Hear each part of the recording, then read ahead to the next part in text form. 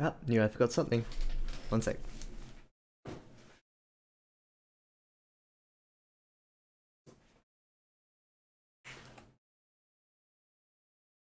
Always forget the ceiling light and also the volume. I don't know why it's so low. Anyway, hello, welcome back to another stream of Lyrebird edits. Yeah, there I am. Good. It is the start of spring, which is really nice. It's been warm and abrupt, but our winter has been very, very warm on the whole as well. So it's not like it was abrupt in terms of how warm it is now, but our winter wasn't all that cold either. So it's a shock to the system, but a pleasant one because I always like summer. Scruff McGuff, hello Outrider SG. Muff Skookgruff. That didn't work as well as I hoped it would. Hi, how you doing? Hope you've been well. Actually, I know you've been well because I've been chatting to you in Discord.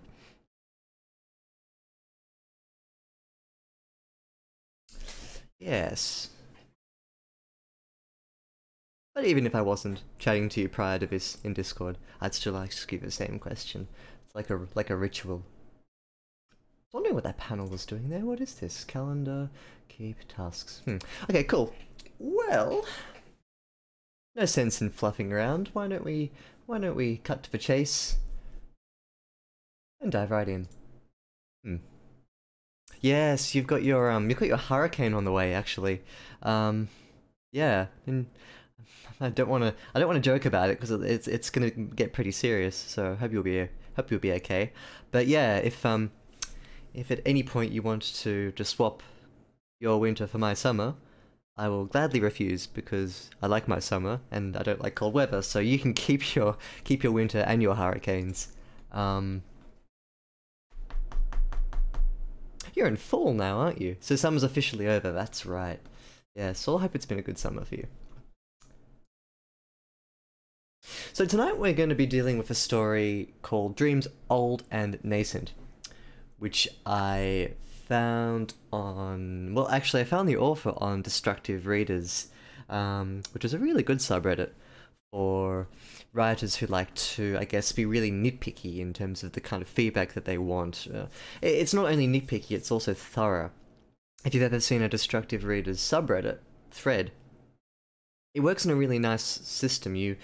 You put up a story, but in order for your story to be taken apart by other people, you yourself need to, prior to doing that, in a one-for-one word sense, go through someone else's story and give a critique. And the critique has to be thorough, constructive, and in depth. You can't just be like, oh, I didn't like this, the end. You know, you have to sort of make it thorough. So that's the ethos of Destructive Readers. It's one of those places that I think on the surface is kind of like a, oh, tear me apart kind of thing, but its methodology is actually quite thorough. While I don't put my own writing on there, I like going there, so because I get to poach stories to edit. So I saw a story over there called, what was the original story I found? It was by RightAsRainMan, which is quite a nice screen name. The story was called A Half-Remembered Dream, and I got in touch with Rainman saying, hey, would you like me to edit your story? Rainman said, yes, please. But he also said, or he or she, although it's Shavine? I'm actually not sure. My apologies for not knowing either way. Doesn't really matter for the purposes of the edit. But they said that if I was in the mood, or if I was in the right mindset, to have a look at the longer story. And originally I thought it was going to be like a longer version of the story that I'd read partway through on Destructive Readers. So then I opened up this story called Dreams Old and Nascent, and turns out it is 84,000 words. So we're not going to do all of it, because as much as I would love to go through an entire story over stream, I would get a bit tired in one sitting. My eyes would get a bit exploded. Sorry, let me go back and say hello to chat. Sorry, Outrider SG, I completely ignored you there. No one me joke away. Nice. Good. Well, for anyone else who may be affected by the hurricane, I probably shouldn't joke on about it. Fall Night Breeze feels amazing. I like the transition nights, so I agree with you there. Hello, DC underscore not important. Hi, welcome to the stream. You probably caught me midway through my spiel about what story I'm picking out tonight. So yeah, welcome to Lyrebird Edits. We edit stuff. With permission, of course. We ask the author, they send it over, and yeah, here we are, and here you are. So yes, welcome.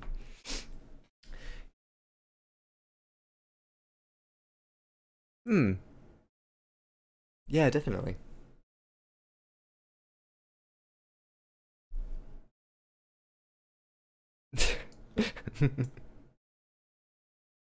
Definitely jealous of the word count. DC not important. Is this in relation to the hurricane? Sorry, oh yeah, 910. I'm trying to go back and try and think of what I was saying at this point in time. Sorry, otherwise it's just like whoosh over my head. Sometimes I'm off the wavelength with what people talk about.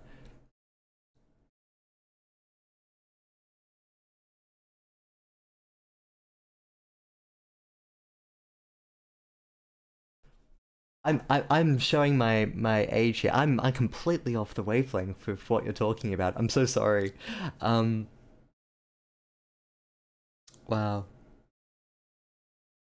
Sometimes like when I'm talking with my nephew, and he's introducing words to. I'm not that old, but like sometimes he'll just say a couple of words to me, and I'll be like, okay, go back up there.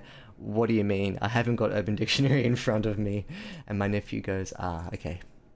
He switches into I'm talking with an adult mode. So yeah, please like if I ever just like highlight something and look at it for a couple of seconds, it means that I don't know what you're talking about. I mean, I'm trying in my head to be like, oh, can I bluff it? Can I just laugh a couple of times and be like, haha, yeah, I know what you're talking about. There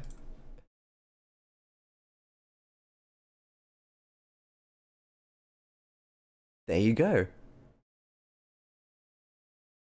Act of shooting on somebody in a storyline. Huh. I'm actually not sure like what this terminology means. Are you a writer yourself? DC not important? Yeah, anyway, so I'm not going to do 84,000 words of this story. I'll do a little bit of it. Actually, I haven't read any of this prior to the stream. I only got it a couple of hours ago. Oh, it was sent to me 18 hours ago.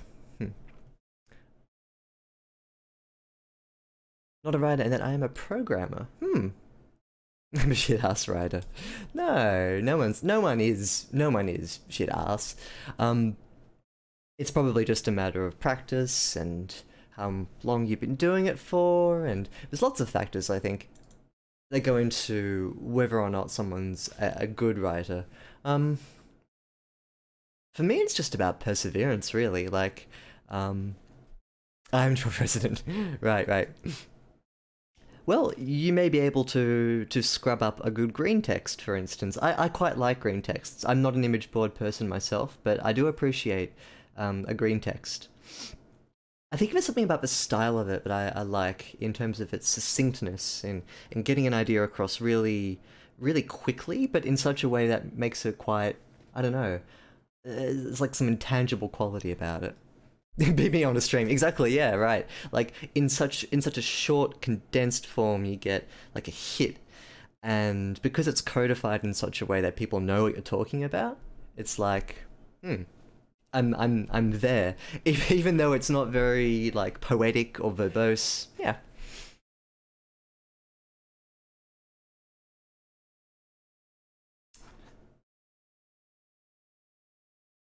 But yeah.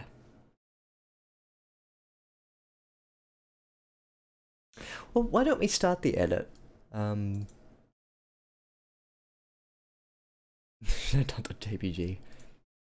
You got a little, you have to have a little dot there between. Oh no, my goodness, I'm so sorry. The dot is here. I've never seen that form before. I'm so used to seeing the dot JPG, but you've spelled it out. Oh, I apologize on behalf of my not getting it the first time. Anyway, why don't we start the edit? We'll read this out. We'll go through it line by line. I guess I'll just start. We'll take a chunk and we'll go back. So this is, after I zoom in a little bit more. Does it really? Huh.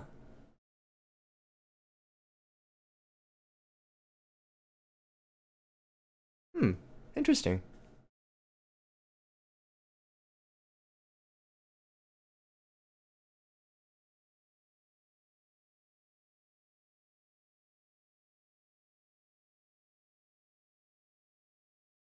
No bots in here to delete. Yep, that's right. It's just a pure vanilla stream. Oh hey, but also that was Clem. Hi Clem. Hi, how you doing? All right, good place to start. Let's start. This is RainMan. Excuse me, RightAsRainMan's story. I'm gonna pronounce this. I know. Why not? Why not? I can do what I like. It's my stream. Sorry if I'm not pronouncing that right. Or Aina. Aina bounced against the floor of the cart, refusing to let go of the bundle of papers in his hands. He couldn't decide whether to grip tighter in case a stray breeze snatched them, or to looser in case he were to damage them. The rest of his body had decided to tense as a compromise. His gate pass, as the official had gone over with him, would explain his being in this land. It was his responsibility to keep it safe, or else he would be rounded up and sent back across the borders. He couldn't go back yet, and he might never be able to. Aina rolled his neck, working out the kinks he picked up during the ride. He needed to focus on the immediate future. He tried once more to make sense of the gate pass, but he was sure some of the nuances in the language were beyond him.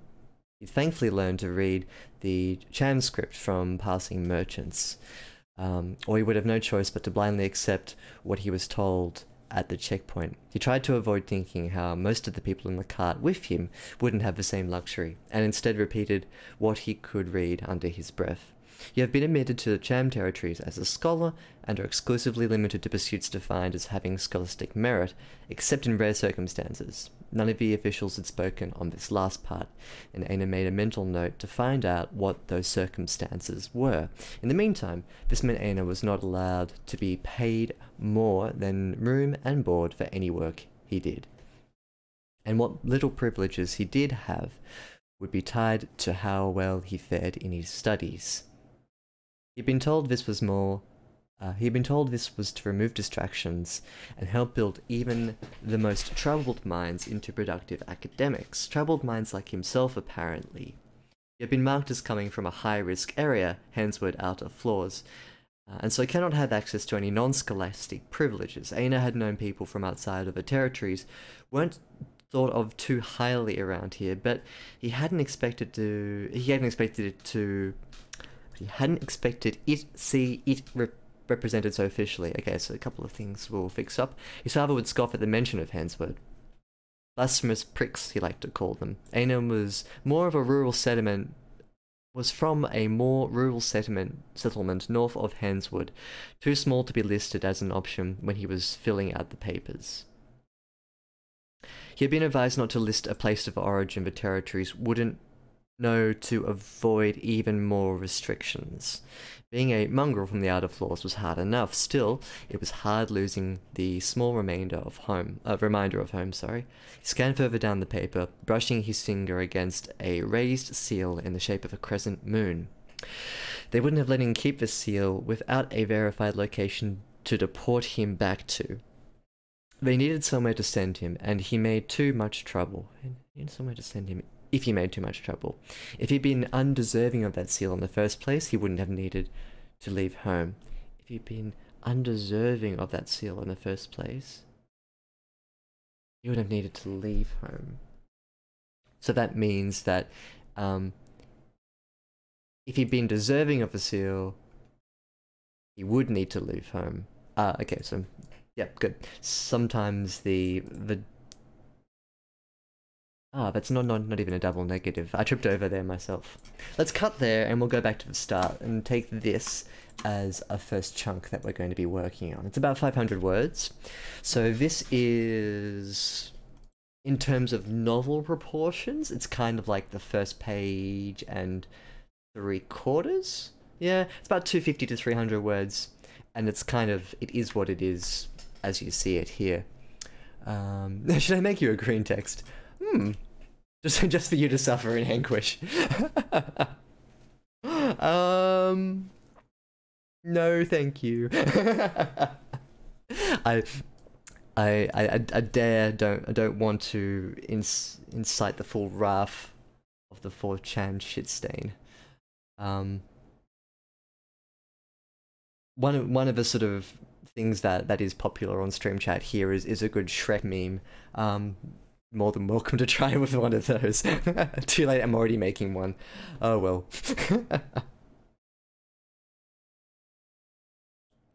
Well, I can't stop you.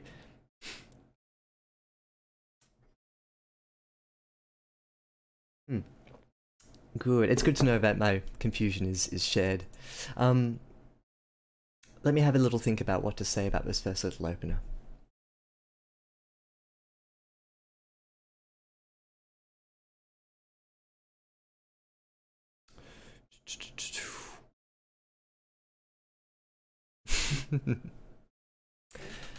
The opener is... I think there's a lot of information here that is... I can't allow. You feel free to like type it here into the chat stream. I wouldn't mind it if it was contained here. But in terms of what we're dealing with so far, I like that there's a lot of world building detail that's thrown at you at the start of the narrative. There's lots about this world that I immediately understand from the way that it's described. There are things about the privileges that are afforded to what's designated as an academic. There are impressions of the people that are around this character. There are world building elements that stick in my mind as being important to know and understand. On the flip side of it, we don't have any grounding to place this character, Aina, in a easily recognizable or in an environment that we can picture ourselves in. That's what I'm saying. There's no scene painting, so to speak.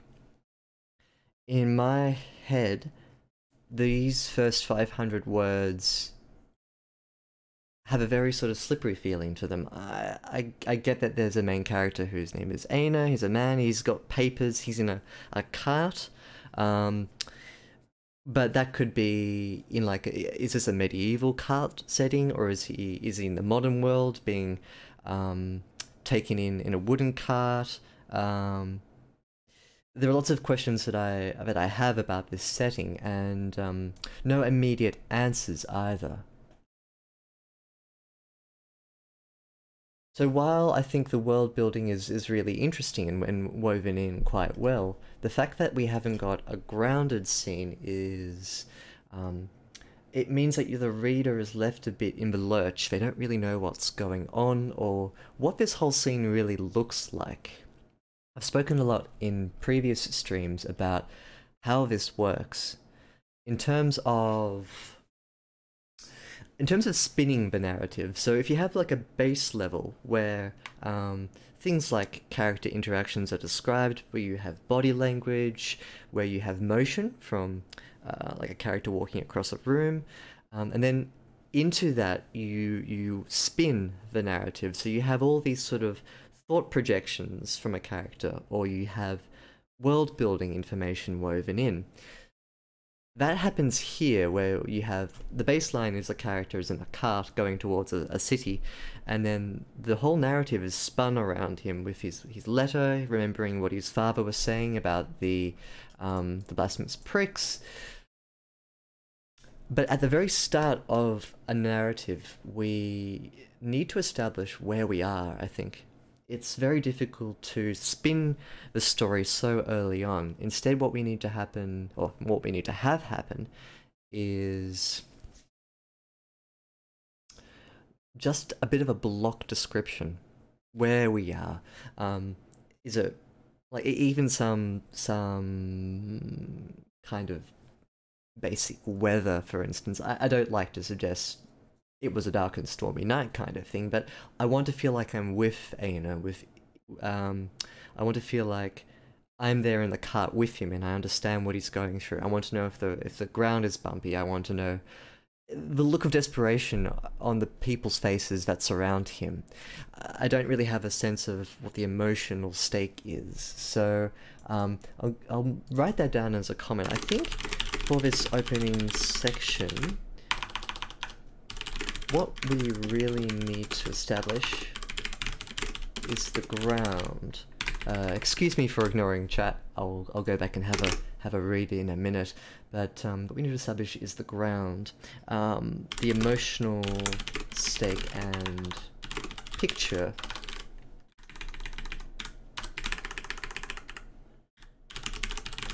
Environmental details. So before we get into the world building details, it's important to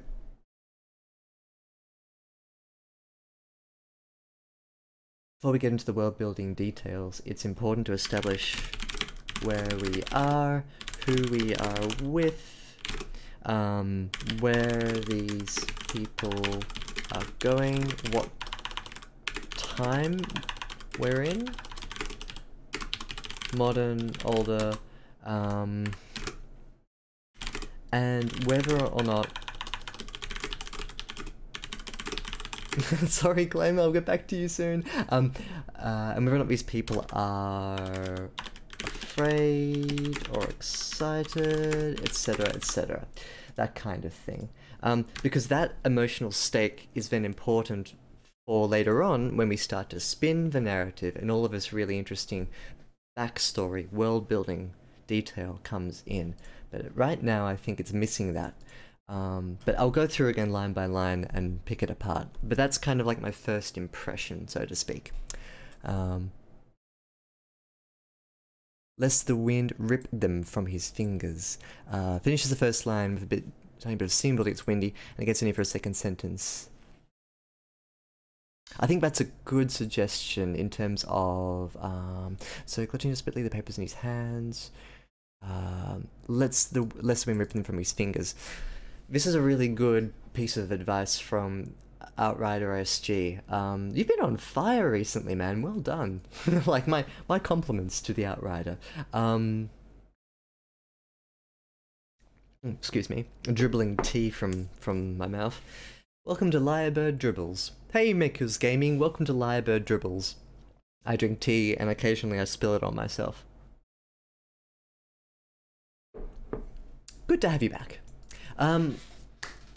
So, good suggestion from Outrider SG, because what this does, as he says, I'm going to copy it into my clipboard, it's got the scene building, and it also establishes part of the sort of weather element, which I think is important if you're starting outside. Like, none of us want to start a dark and stormy night kind of, or starting with a description of the sky. They're two very big cliches that we tend to avoid. But it doesn't hurt to just paint the picture of where we are. And as that writer says, it negates the need for the second sentence. You couldn't decide whether to grip them, the stray breeze, or loosen to damage them. This says something interesting about his, maybe what sort of stake he places in the papers, like they're important. Bounce against the floor of the car, refusing to let go of the bundle of papers in his hands. I'm going to put the comment there. Writer SG suggests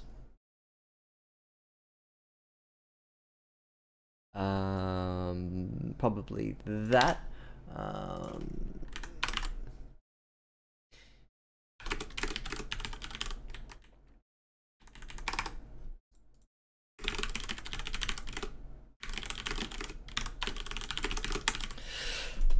the purpose of this line here, to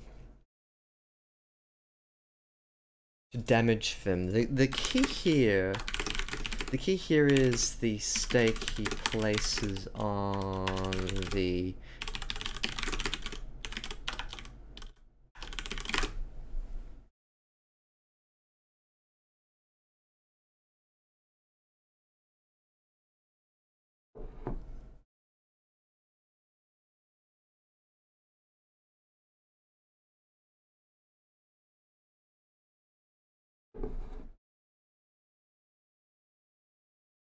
I think that's probably the best thing to pull out of that sentence. But I think it can be stronger if you say something like, the man pressed his letters tight to his chest, shielding them.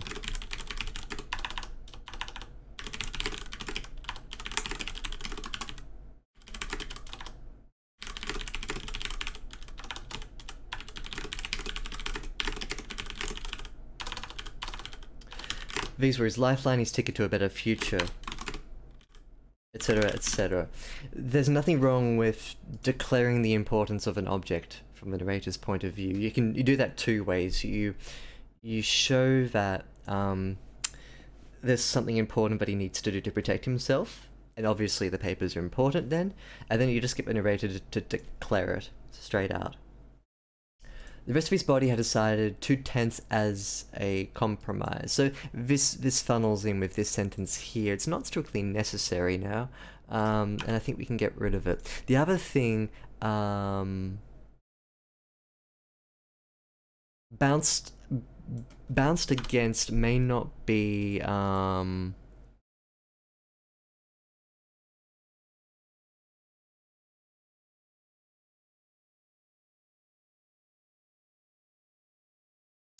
I'm trying to think of a more fluid opener.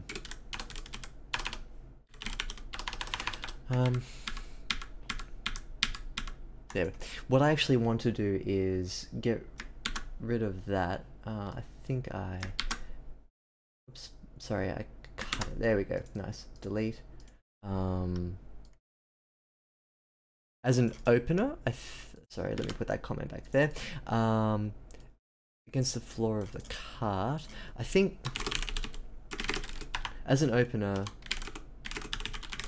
perhaps we need to establish more about his physical setting first. So I'd suggest doing something like Aina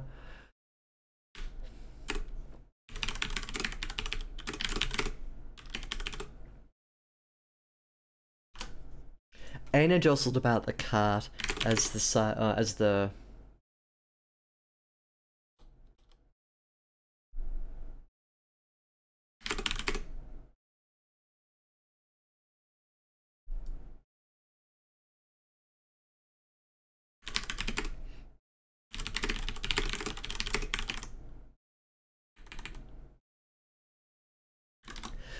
Aina jostled about the cart as the wheels skid along the muddy road. So not the sexiest open in the world, but a more fluid sentence.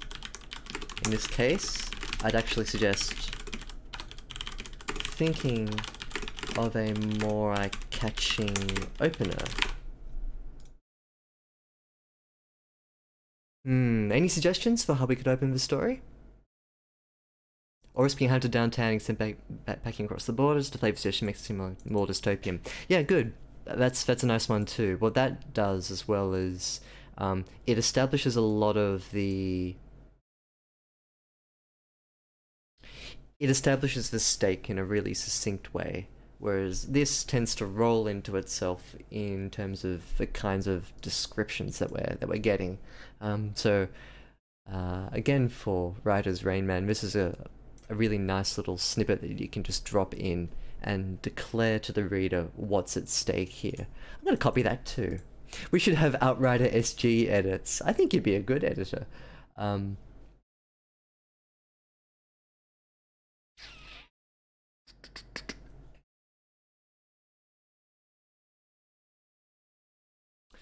Was content being edited?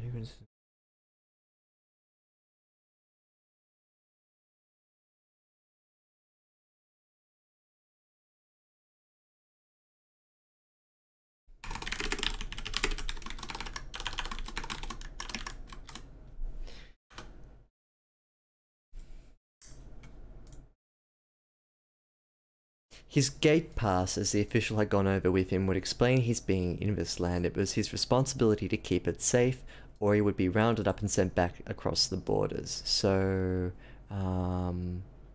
actually, sorry, what I'll do is take that suggestion here, and I'll put it there.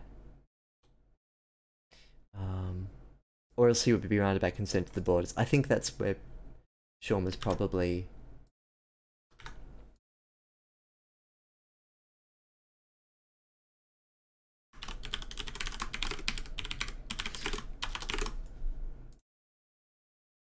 He couldn't go back yet, and he might never be able to, so...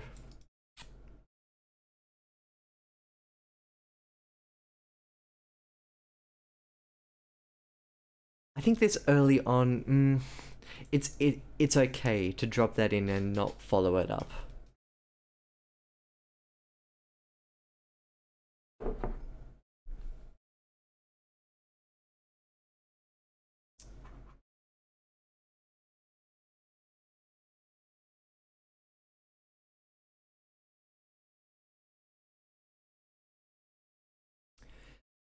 Anna rolled his neck, working out the kinks he picked up during the ride. That's fine. It's functional. He needed to focus on the immediate future. He tried once more to make sense of the gate pass. Sure, some of the nuances in the language were beyond him. I sort of feel like a lot of this can be just cut out like that. Couple of reasons. There's a repetition of he, Aina. Have a look at how all the sentences start. We've got he, Aina, he'd thankfully, he tried. When you do that, and I said this to Pumpkin Pie Addict in his, was it Pumpkin Pie Addict whose story I was? Yeah, that's right. It's in the first vertical slice of the Grimm Chronicles, or Grimm's Chronicles, a little while back. But one of the things you got to do is avoid repeating the openers of your sentences with he, or the name of your character. Like, you see how it's he couldn't, Aina rolled, he needed, he tried, he tried. So when you have that, it just grinds to a halt and there's no flow between the sentences. Many comments will be slow. That's alright. It means that there'll be high quality comments because they'll be so intermittent.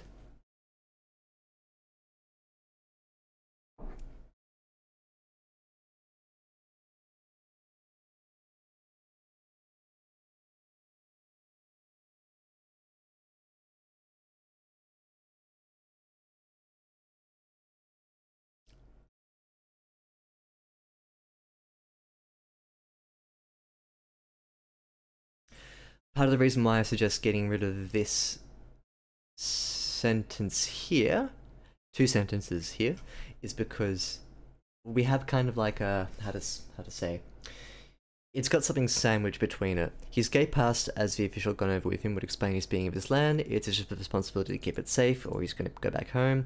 He couldn't go back home. And then couple sentences of physical discomfort, and then we're back again at the same idea that we were dealing with here before. So it kind of does a detour and goes back into the main narrative thread, which is I have a gate pass. It's gonna keep me out of trouble. I can't go back home. By the way, I'm a little stiff and my neck needs to be kind of clinked to the side. That kind of unnecessary detail at the start doesn't need to be there. We can cut it out because your reader will appreciate getting to the point a bit quicker, especially in the opening section.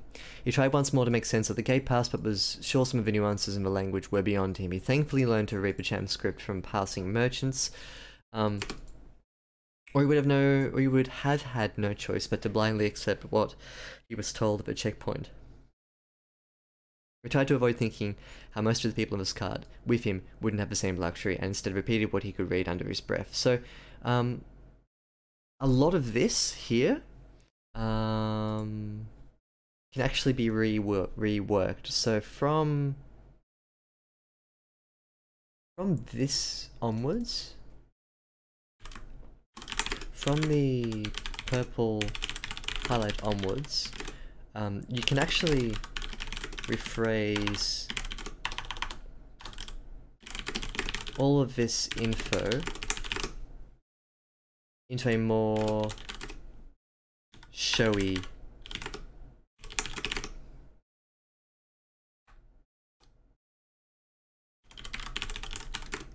so how you do that is something like this.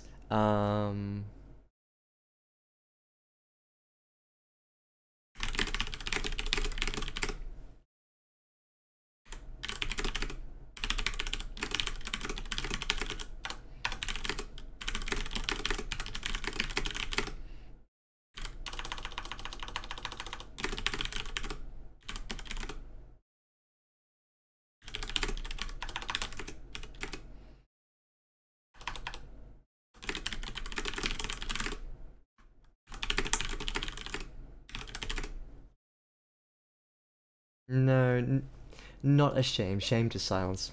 Not one of them could.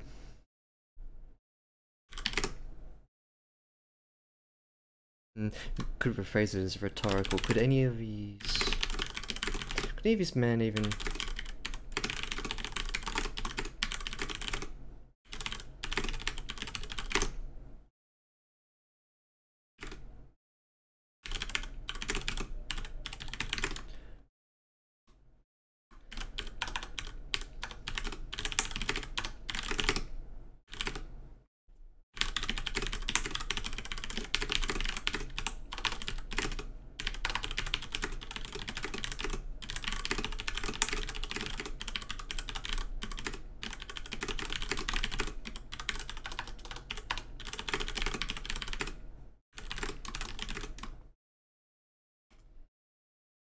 Sorry, Cypher's got an I in it.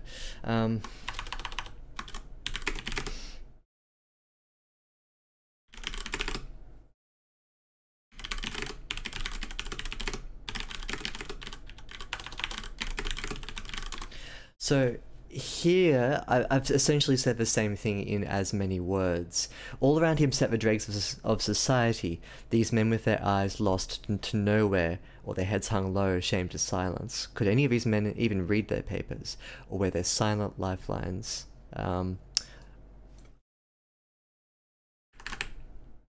were they trusting blindly?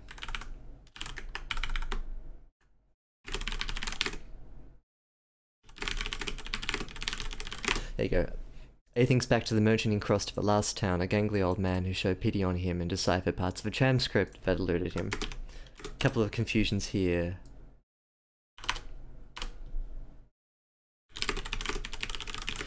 Men dared to steal.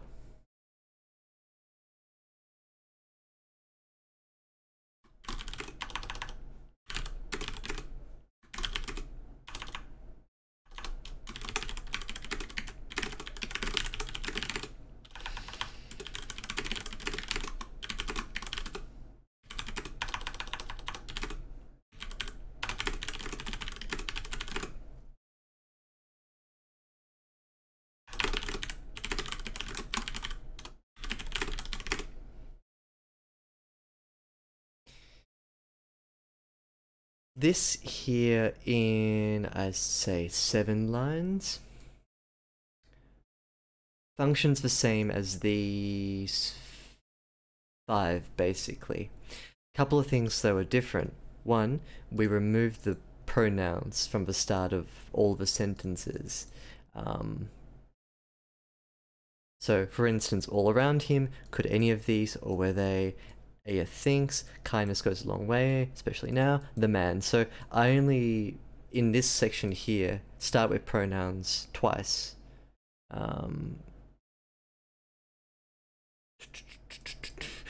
In other places I use conjunctions, which you're not strictly supposed to do, but writing style. That's like the magic you can sprinkle to make any grammatical problems just melt away. Hmm. It's a good one too, Outrider SG. It's about infusing these papers with a bit of emotion. Like, sure, they're just transit papers, right?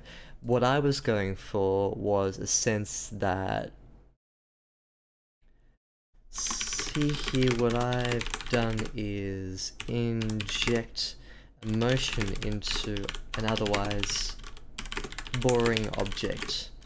Papers aren't special, but they mean something special to these men. Do they hide them? Do they covet them? Counterfeit them? Trade them? Kill each other for them? Like, the reason why I'm asking these questions is because that's kind of what it's kind of what we're after. We're after the heart of what it is that we're dealing with here.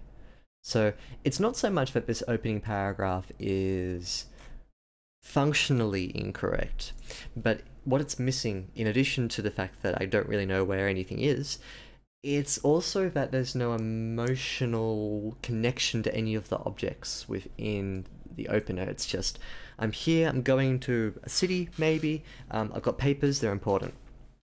And okay, that's fine, but there's no micro story here about what these people are and how they're feeling.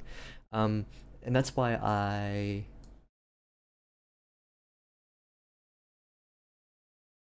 kind of wrote this. Could any of these men even read their papers, or were they trusting blindly dependent on their silent lifelines? Like, little descriptions like that help elevate otherwise mundane things in your story to being the core of the story. I often feel like sometimes when people write their stories that they're eager just to cut bits, or what they consider to be the boring bits of the story, the transits, the openers, the groundwork that you need to lay for the scene to blossom.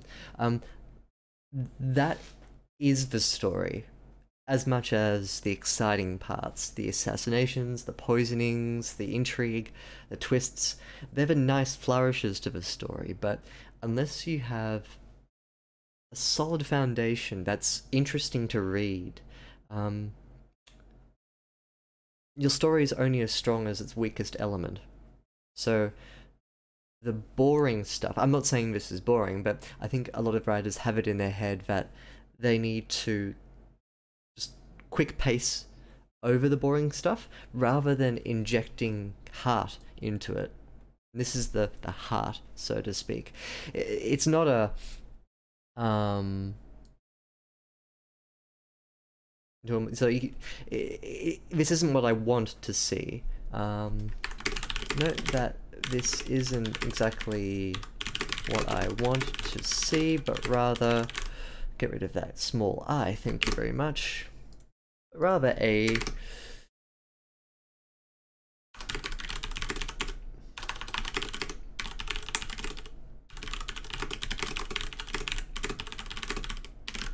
there you go. It's an example of the emotion that I think is needed for this opening part. So, how many iPhones are you guys buying? I reckon that because I've got 2 ears, I'll need 1 for each ear.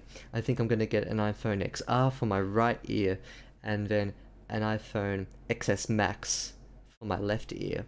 And then I'll need 1 to speak into, so that's probably an XS. Maybe I should just get an X. Also, I'm going to need 3 lightning bolt to 3.5mm converters.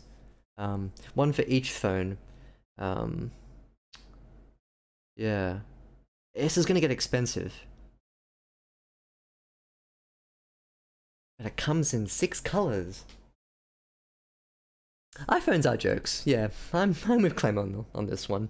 They're not very funny jokes either. They're expensive $1,300 jokes. And I'm not a very funny person, but like I can make a joke that doesn't cost me $1,300. Oh, thank you, Outrider SG. Don't forget the earbuds. You got to get those earbuds. Um, they look like they like electric toothbrush holders. Gaming PC or iPhone? Hard choices. Gaming PC. But I agree, hard choice. You have to think for a couple of microseconds about that one. Zero. Yep.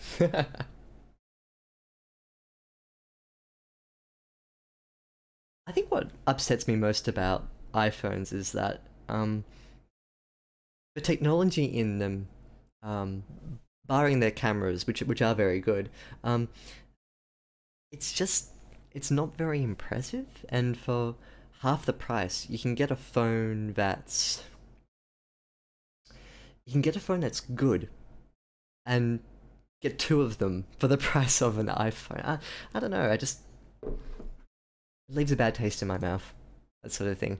Ooh, 4K PC Master Race. I wish I could have 4K. I need a 4K. What would I need to make this happen? Probably a better computer, I think. My computer's not bad, but it's not 4K good. Oh, that's right. They slow their older models. That's messed up. Like forced obsolescence. It's pretty crazy. Yeah, the 140 hertz for the excuse me, 144 hertz monitors. They're really nice. A friend of mine's got one, and it's really smooth, smooth as butter. Mm. I play casual gamer. You need special eyes, Clem, to see the magnificence of 144 hertz. Think of it like the soap opera TV effect, where it's all a little bit too smooth, but for games it looks really nice. Less so for TV. I like low frame rates for TVs. Two different TVs though.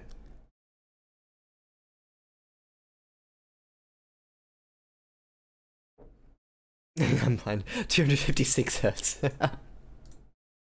That's kind of like, hmm, 128 for each eye. So if you get two, I mean, there's no such thing as 128 hertz, but you know, let's in the same vein as having one phone per ear, you could have one screen per eye, and that way your brain can process the 256 hertz simultaneously. Pro tip: I'm a biologist, trust me, and a neurologist. I took a course in masters about neuro stuff, so believe me, you know, I know what I'm talking about.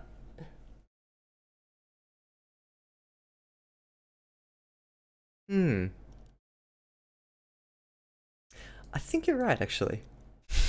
Pathetic. Not enough hertz. One screen per eye, master race.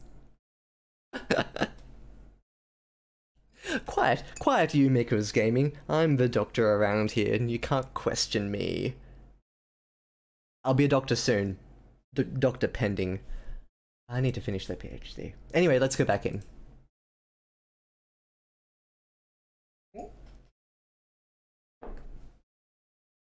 That's right. Nine out of 10 doctors recommend one screen per eyeball. You've been admitted into the CHAM, or CHAM, territories as a scholar, and are exclusively limited to pursuits defined as having scholastic merit, except in rare circumstances. None of these officials had spoken of this last part, and Aya made a mental note to find out what those circumstances were. In the meantime, this meant Aina was not allowed to be paid more than room and board for any work he did, and what little privileges he did have would be tied to how well he fared in his studies. So, scholar is a funny word because I need to double check this. Excuse me one sec while I...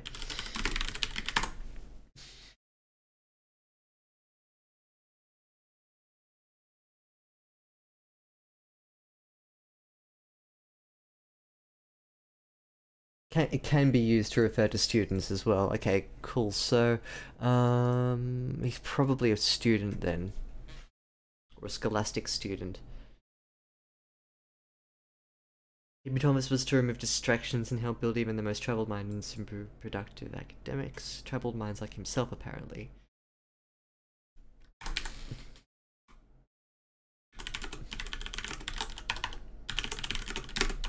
I think you need a little linker there between this idea and this idea here. There are a couple of ideas thrown up here in this paragraph alone, with the spinning that accompanies it, that where in the meantime has been A was not paid.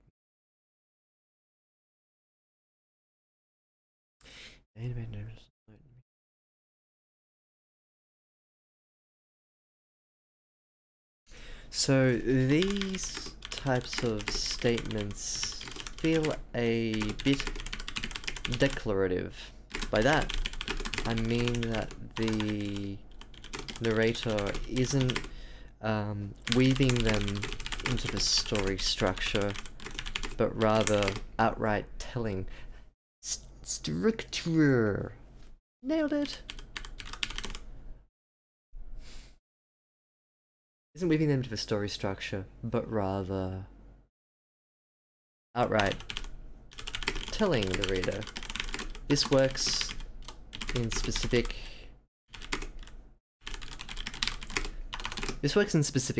circumstances, but almost always you can make it stronger by doing this.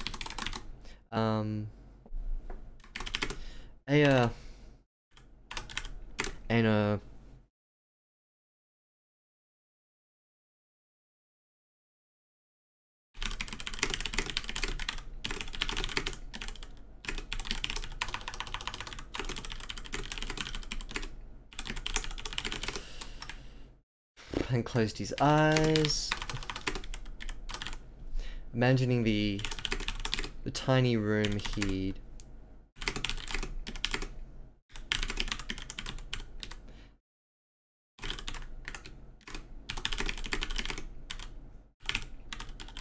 not of that enticing, but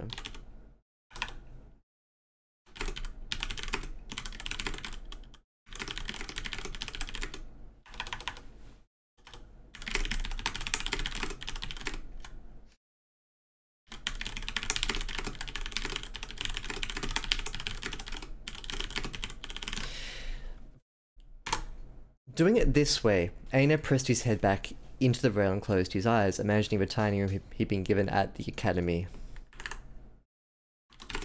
No stipend, no free time. The perfect conditions to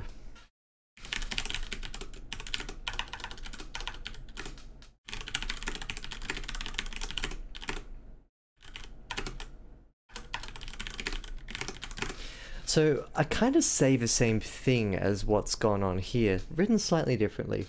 The difference here in this little comment, I don't know if you can see it, Aina pressed his head back into the rail and closed his eyes, imagining the tiny room he'd been given at the academy or wherever it is they're going. No stipend, no free time, the perfect conditions to straighten out troubled minds, according to the powers that be.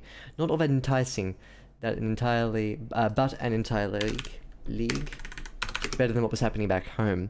Swallowing that bitter thought, he continued on with the letter. There are a couple of small differences here. It's bookended by actions. You can still declare detail. In fact, this is a touch too declarative for my taste. I try and get Aina to think a bit more about his predicament, to get him to feel a bit more about it, rather than just have the narrator tell us the facts and then move on. That's what we want to avoid with these types of sessions, I suppose, where the narrator talks to us. Alright, let's continue on. You have been marked as coming from a high-risk area, hence we're out of floors, and so cannot have access to any non-scholastic privileges.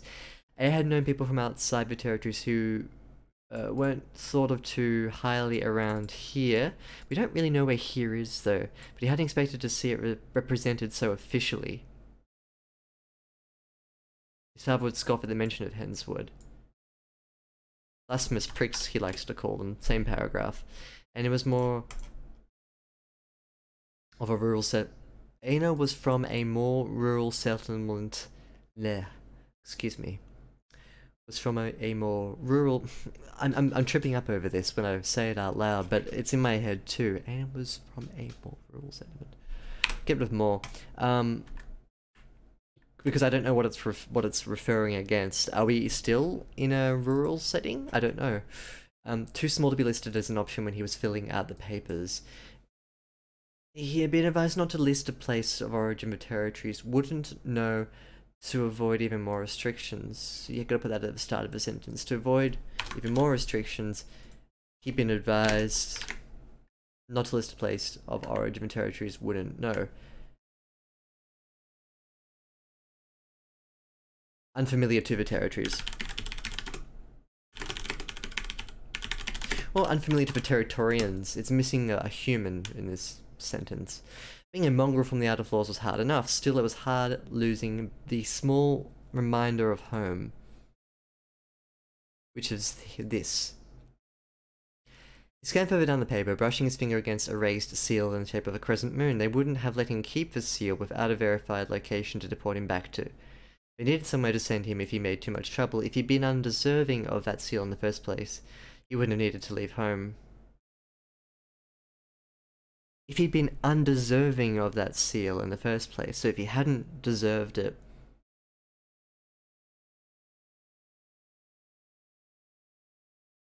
he wouldn't have needed to leave home. I don't get it. So let's flip it round. If he'd been deserving of that seal, he would not have needed. If he'd been deserving of a seal, he would have needed to leave home.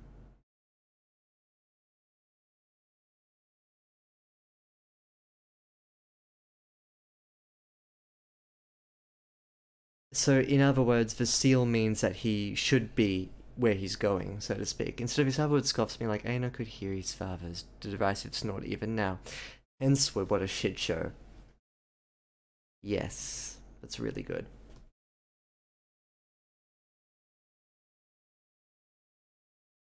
In it goes! Welcome to Lyrebird Edits. Thank you for joining me on the stream. Tonight, we are copy-pasting the edits from OutRiderSG into the document. Because they're good. But why is it good? Why is that a good edit? Thank you, OutRiderSG, thank you. Don't mind if I just steal your suggestions. But they're good. That's a good suggestion because it embeds it with a bit of life. I sometimes talk a lot about. Occasionally, I'll make mention of micro stories, and what I mean by that is that within the paragraph itself, that may be dealing with a couple of different ideas. It's often a good idea to, in a very short space of time, tell a very, very short story. That's one of those. His father would scoff something like, Aina could hear his father's derisive snort even now. Henceforth, what a shit show. So that's a story in and of itself. It's a description that's thrown out of the narrative path. So it's a detour, sure, but it's very much related to the flow of a narrative. The more you do that, the stronger the narrative becomes in terms of its emotional backbone. I suggest getting rid of this at the end here because the double negative AB, actually that's really a personal preference. That's one of the edits that I'll self-correct and say, okay, it may just be me not liking it as a narrative device, but I've never found a double negative to be a strong way to tell something. For me, it creates too many counterfactuals to balance in my head. And sometimes I'm a stupid person, and that's one of those places where I just can't picture what you mean. And if it doesn't need to be fancy, then don't make it fancy. Similarly, with what Outrider SG was mentioning here about... oh no, sorry. Different point.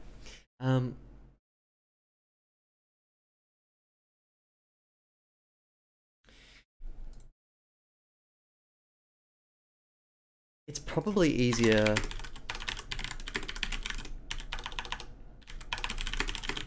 It's probably easy for the reader at this point to just tell us what this is. I don't like to recommend telling over showing, of course, but like, there's a lot of story detail here that is being thrown at you. You might as well keep it up. His hometown.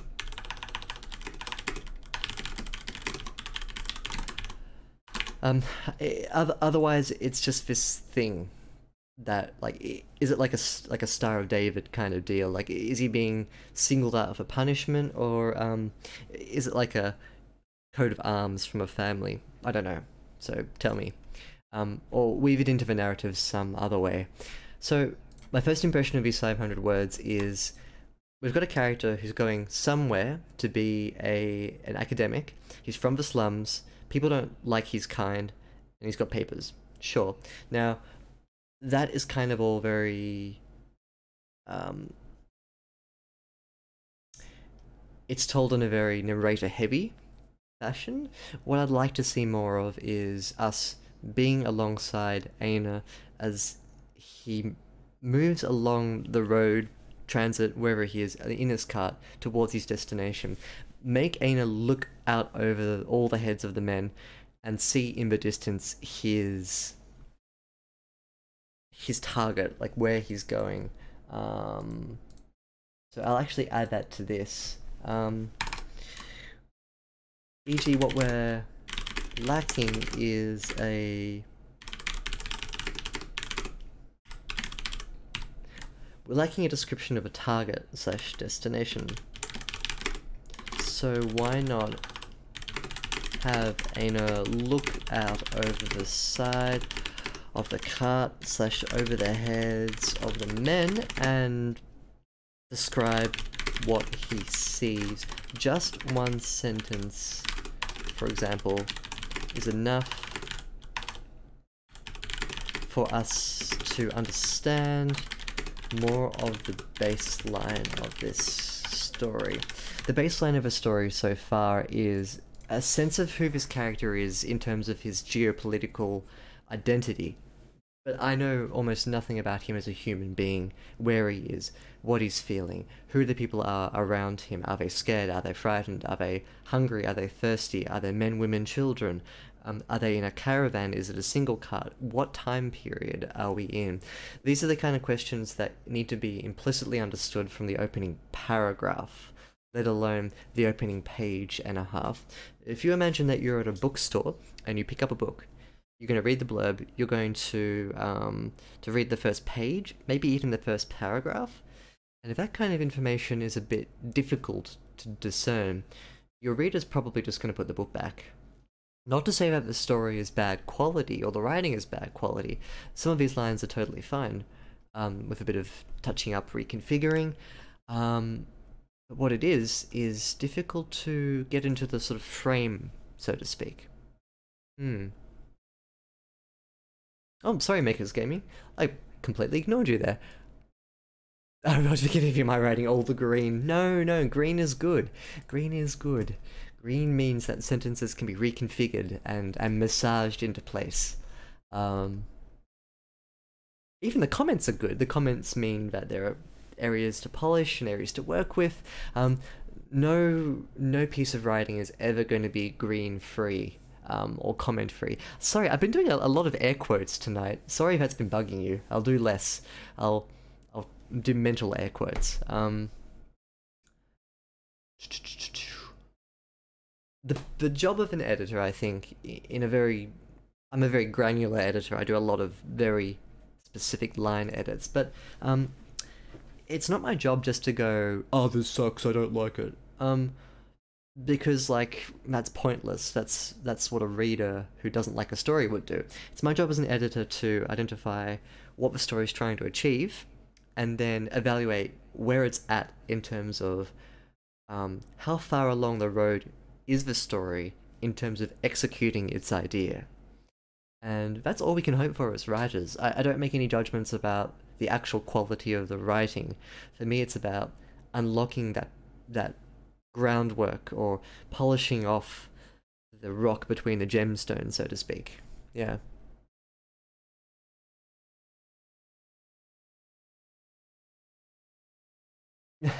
Cuddly Clem says, it's shocking the first time round, but it gets easier. Sounds a bit like sex in a sense. You feel shaky with that stuff. Oh, 7 clicks and you're left with the desire to write more. Oh, cool. Nice. Yeah, it is actually a very daunting thing to give your writing to someone else, especially over stream. Like, when I first started this, I didn't even think about whether or not people would be cautious to give me their stories for editing. But when you really think about it, it's nerve-wracking. Like, you spend hours in front of a screen, typing.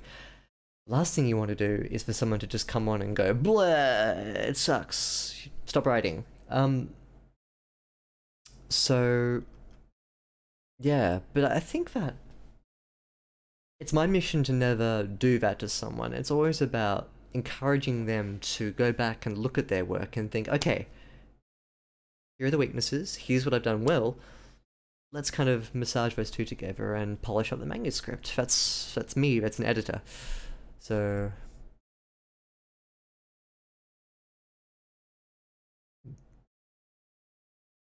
nothing to submit. I can't scratch that itch. It's an ephemeral itch, Cuddly Clem. But if you do have something that you'd like me to edit in the future, please send it through. Love to see it.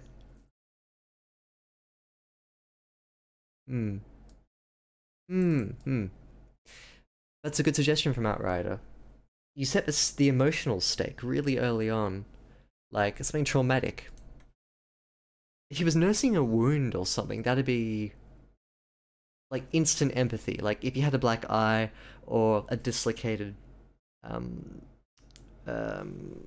elbow or something, I don't know, you don't have to make it too gaudy, but like something that would endear the reader to him. That's a really good suggestion. I like that.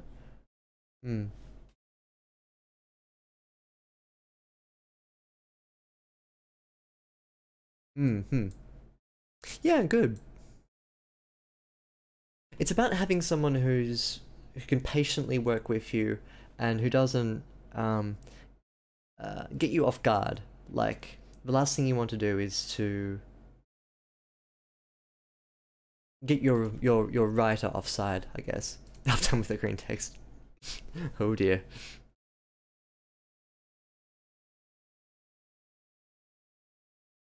Let me see this.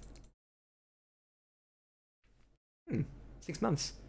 Maybe we can get it down to 3 months this time. And then 1.5, and then 0.75. And then whatever half of 0.75 is. It's like, I forgot the name of that theorem. Anyway, it doesn't matter. Come with your green comments. Ooh, I've got plenty of green comments in store. I'm just coming on something that a 4chan would have gone through.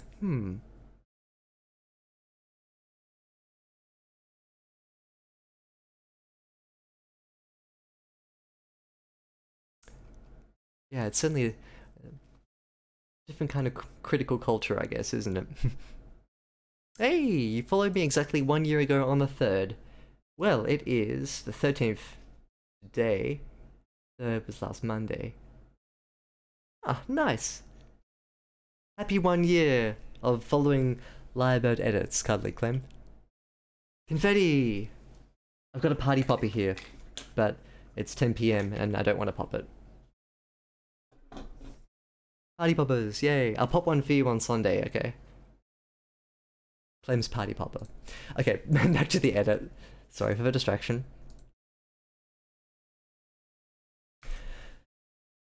Back into the letter. You have been distinguished as having nascent potential. This grants you at least basic non-scholastic privileges. Now that contradicts... So you cannot have any non-scholastic privileges? Purple. This grants you at least basic non-scholastic privileges. Purple. I'm gonna make a comment here on the full stop. See purple comments. They contradict. So maybe change it first. Yep. Policies applying to nascents will override any in place from your status as a scholar. Okay, fine. I just contradicted myself, but your reader will do exactly the same thing as what I did just then as a reader, as an editor. So it's all well and good to then go, oh, okay, well this overrides, but so I'll make another comment here. Okay, well, my last comment is now void, but consider this. My reaction as a reader was, wait, that contradicts. Then, oh, no it doesn't. No, wait. It doesn't. Is there a reason for this? I recently worked with an editor who was just suggesting little queries all throughout the story that weren't so much like change this contradicts itself. They were just in the form of questions, like question here, does this mean that blah blah blah blah blah? And when I read the question, I'd be like, oh, that's a really good point. Often, this is a tip for you as editors, don't make your questions sarcastic or like snarky, like or cynical, but just put a question down as though you're a reader going through and being like, okay, well, this is my question now, does this mean that that happens? Yeah, it's pretty good to do it that way.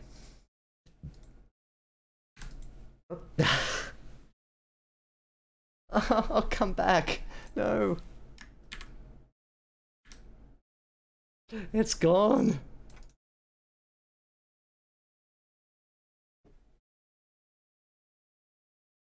Okay.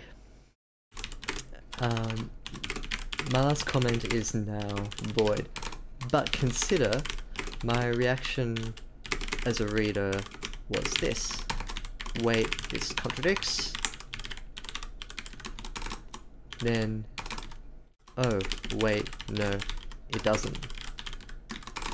Is there a reason for this? Like, are you trying to establish a point about bureaucracy?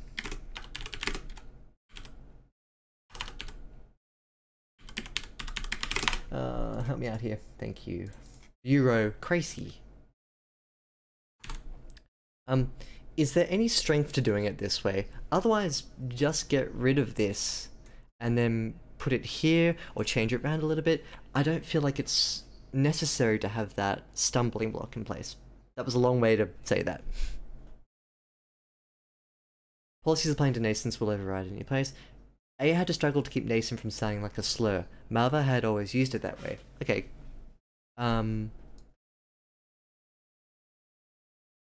So I'm going to take a leaf out of RightAsRainMan's book and go, following...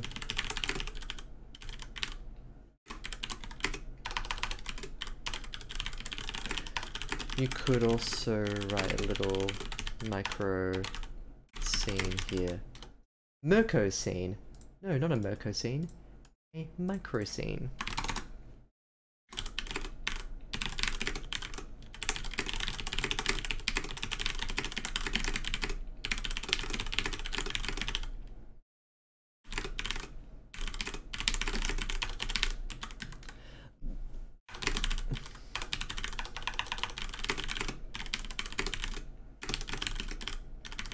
Something like that, for instance, is...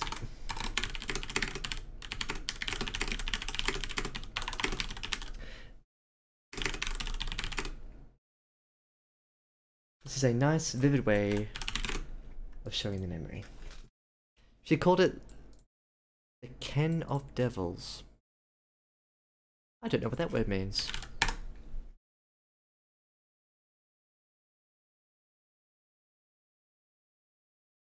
One's range of knowledge or understanding. That is an unusual word, but I'll accept it. Those who remained just and pure would never have to fear its touch. Somehow, Aina had failed to live up to that ideal. implying that he's been touched by the knowledge of devils. So heads up, there's only so with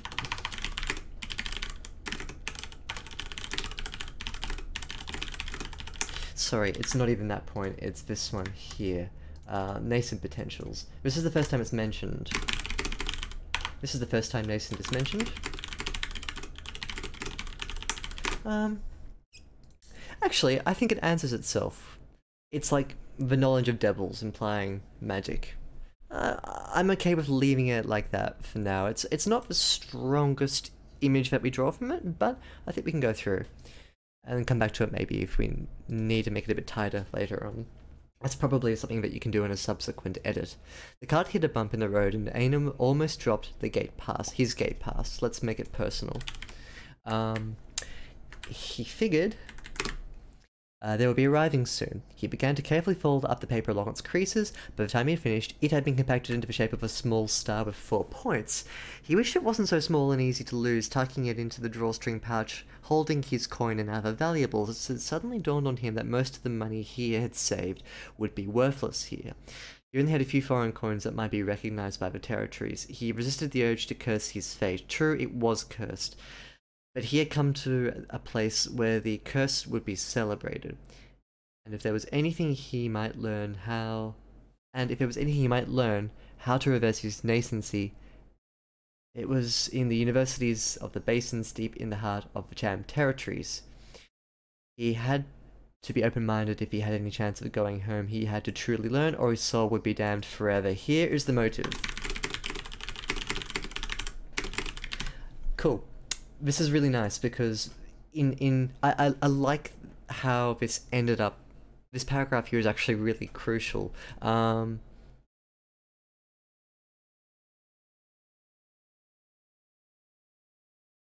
Most of this here I'm going to highlight in orange. This isn't strictly necessary.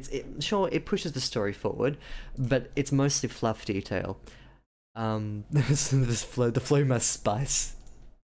Definitely in terms of like how the narrative goes. But I think in terms of flow, this at the end here is the real heart of the story so far.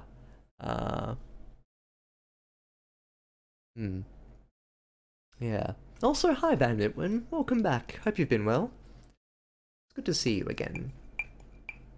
We're dealing with a story tonight called Dreams Old and Nascent.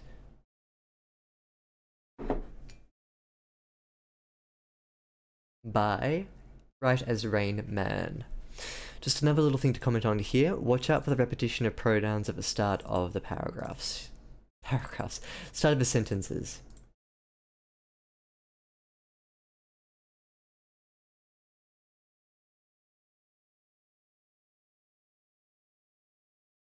There's a lot of he. He. I love my sort of fake Halloweeny kind of color scheme going on, like pumpkins and I don't know, whenever I see yellow and orange together, I think of pumpkins and Halloween.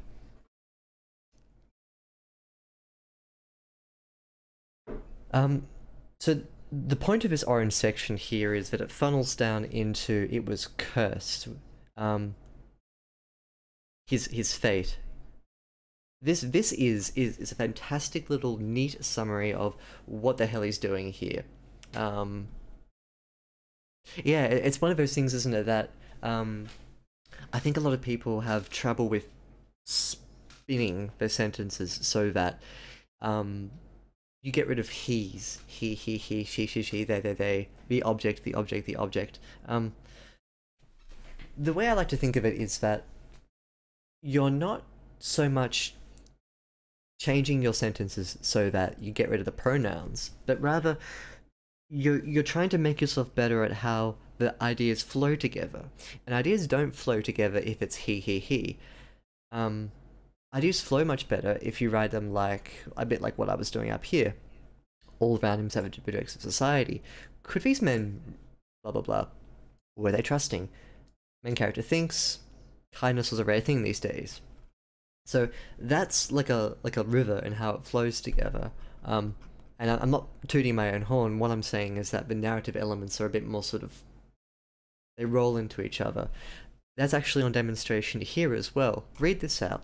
True, it was cursed, but he had come to a place where the curse would be celebrated, and if there was anything he might learn, it would be how to reverse his nascency. And if there was anywhere he might learn how to reverse his nascency, it was in the universities of the basins, deep in the heart of the Cham territories. He had to be open-minded if he had any chance of going home. So, because we've got he and he, you can see me pausing there a little bit before I was reading it out. But here, it's fluid. Until you get to those he-he's. He-he-he-he. You want to get rid of the he-he's because it prevents me from linking ideas together between sentences. Yeah.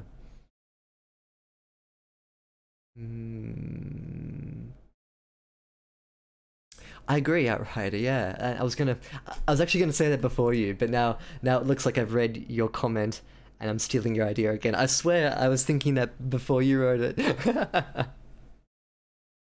Uptime is 1 hour, 23 minutes, 58 seconds. I am my own bot. Also, hello pandas from Mars. Good to see you back.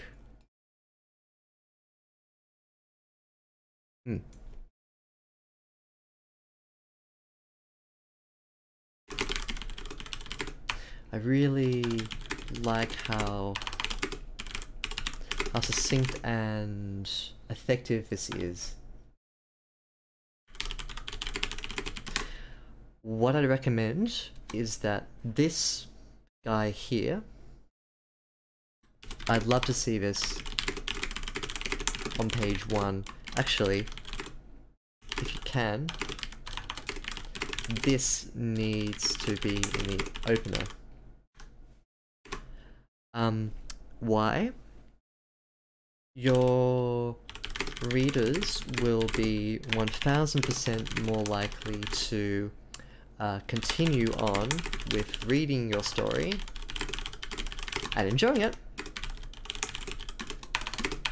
if they have 2 things in the very opening part.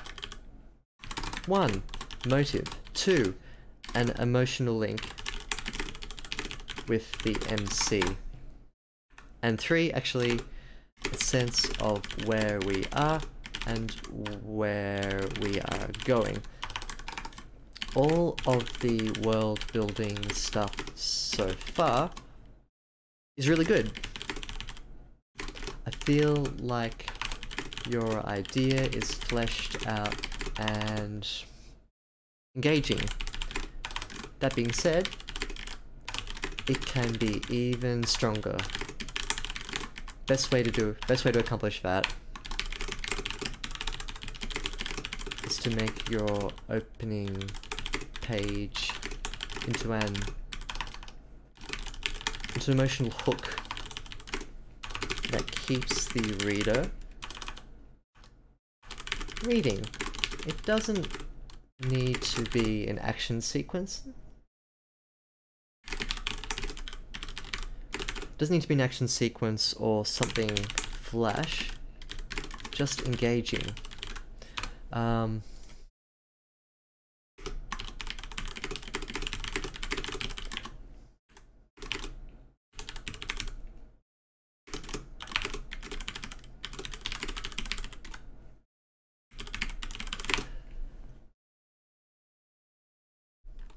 That's a really important little comment there. I'm glad I clicked save and not cancel.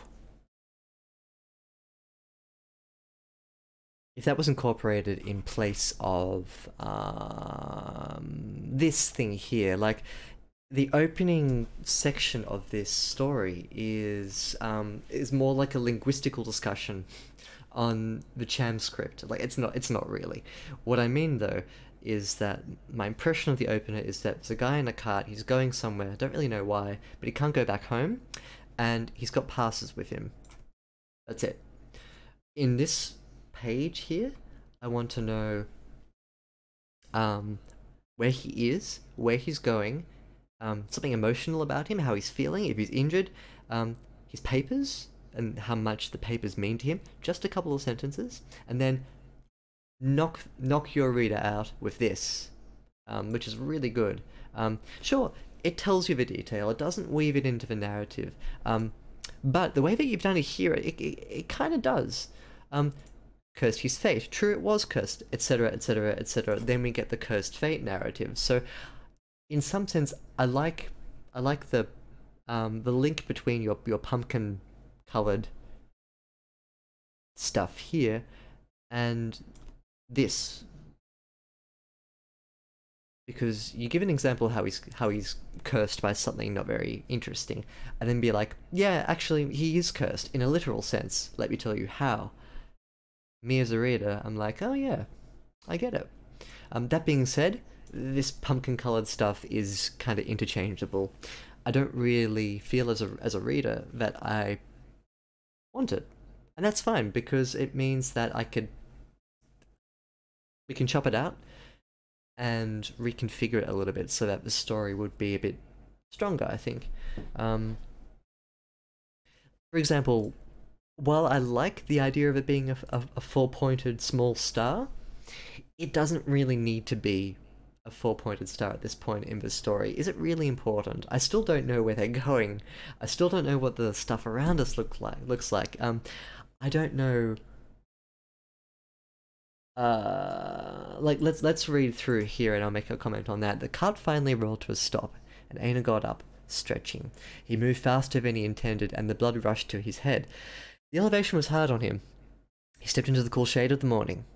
Although the moisture fogged his breath, he was surprised not to see any snow.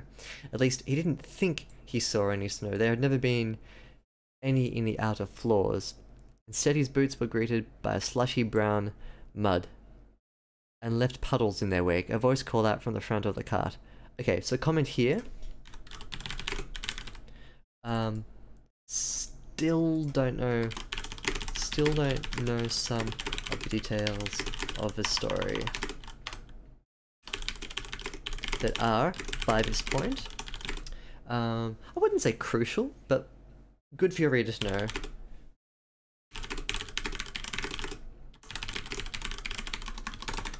Where are we? What time are we in?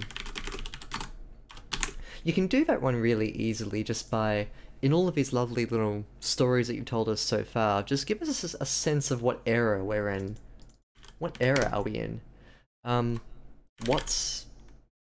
are they going? Like, they're going to the university, sure, but like, what's around them? Like, you've described him coming out of,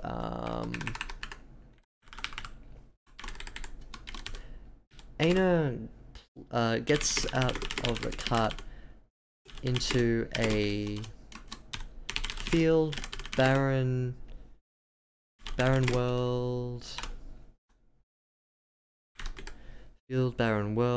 city, rural village, street, middle of nowhere, forest path, desert. I don't have an answer. So in my mind, I'm like, okay, he gets out of the cart. But then, it's a bit like, how to explain this? No.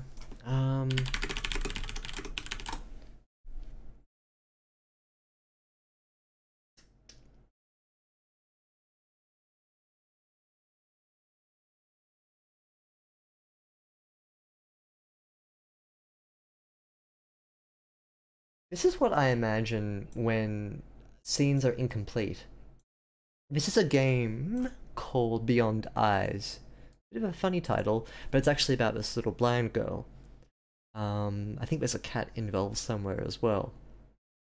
This is what the scene looks like in my head, minus the girl, when I don't have enough description to fill it in. So, Aina gets off the cart, but I don't know where we are. Like, are we in a field? It's cold, obviously. Like you've told us that there may be snow, but in my mind, I'm rapidly searching the narrative to try and fill these white spaces, but I can't. I don't have anything to plug that gap with. That's, I think, what we need. which is a super easy fix. Super easy fix. Oftentimes people will do the reverse problem. They'll do the epic fantasy thing, being like, swaths of green painted the forest a motley colour of nature's breath. Tiny little wildflowers grew in excess across the path, and woodland critters hooted happily from the branches. Blah blah blah blah blah blah blah. A lot of heavy fantasy will have these really thick descriptions. The flip side is something like this, where I don't get a grip of the scene, and I think that's just something that is well, it's fairly easy to fix. You write more. Um, I like it when the solution is to write more. It's an easier thing to do to say to someone, just put in a few extra sentences, tell us where we are, rather than highlight a whole thing and be like, right, here, do this, do that, do that, do that, do that. Um, yeah. I'm gonna link that actually. Oh no, I closed it. Did I?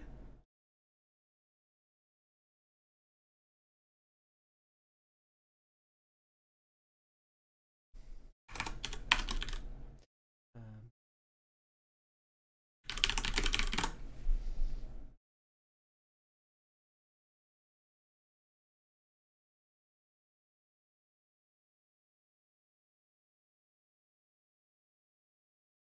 it's a bit like.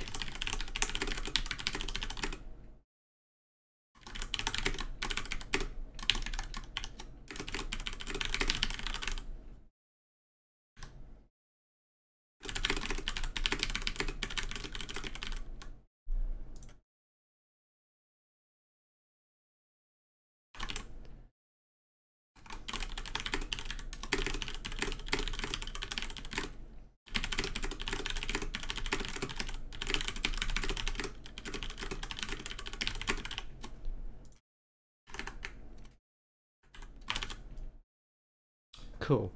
No vehicles past this point. Everyone please line up and retrieve your belongings. Vehicles indicates modern era. Now, that's just a note for me more than anything else. I don't think there's another point in this story where I got a sense of the era. Does anyone in chat have any sense of when this story's taking place? Or was there a part of this story that you saw and thought, oh yeah, it's medieval. Oh yeah, it's modern. Let me know. Hmm. Like the illusion was an instance like the cold I wash. So you're based in Leet. What a year. What happened in 1337? That's homework for me. We need to know the answer to this question. RightAsRainMan's comment is I think quite on point. I mean, when's he not on point? But I'll tell you when you bring your stuff up at RightAsRainMan. I'll keep you on your toes. I'll be like, no, that's a stupid point. No, that is a bad suggestion. But right now, unfortunately, it's correct. So RightAsRainMan's talking about this one here. The elevation was hard on him.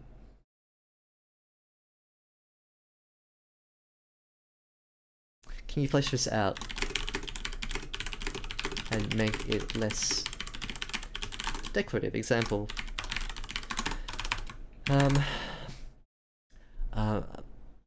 So the Kool-Aid washed his lungs as he pulled deep, laboured breaths, a renewed agony with every draw. That's quite thick and flowing. It doesn't even need to be as strong as that. It could just be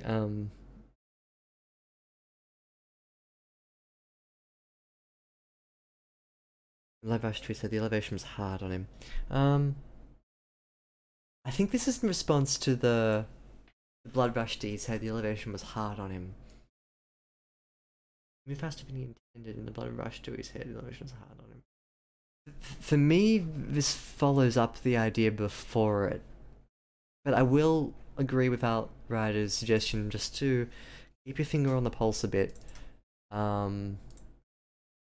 In terms of making sure that you Hmm. Maybe not the paragraph to do that. Just have to think about how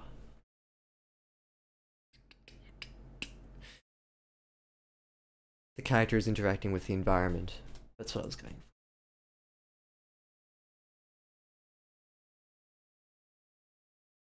He slipped into the cool shade of the morning.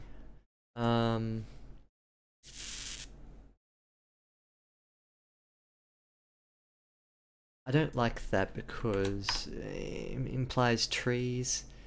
We don't really know, like,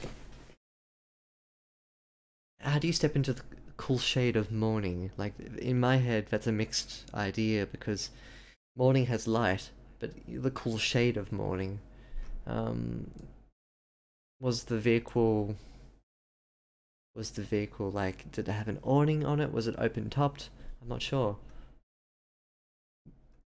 You say cart, I assumed it was like an open box kind of structure.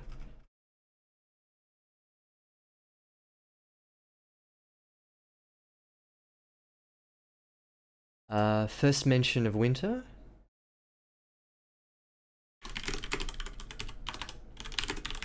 Was he feeling cold before? It's better to weave in that kind of description through his body language or the clothes people wear. It's a really easy fix to do instead of just saying like he's surprised not to see any snow, which is an okay way of doing it. You can tell us two birds one stone kind of detail. People sit in their rags shivering. Okay, they're cold, they're poor, and the weather's nasty. Three birds one stone. At least he didn't think he saw any snow. There had never been any in the outer floors, implying that he doesn't know what snow looks like, maybe.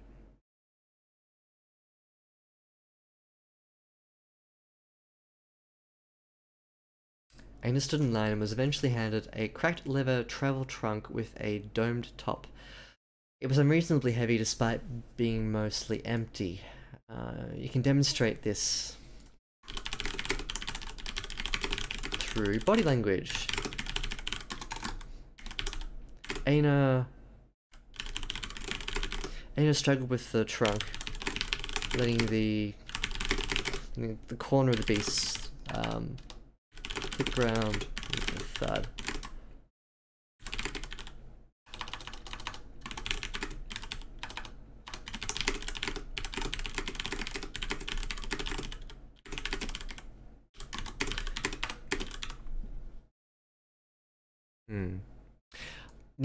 Near future dystopia, I got the sense.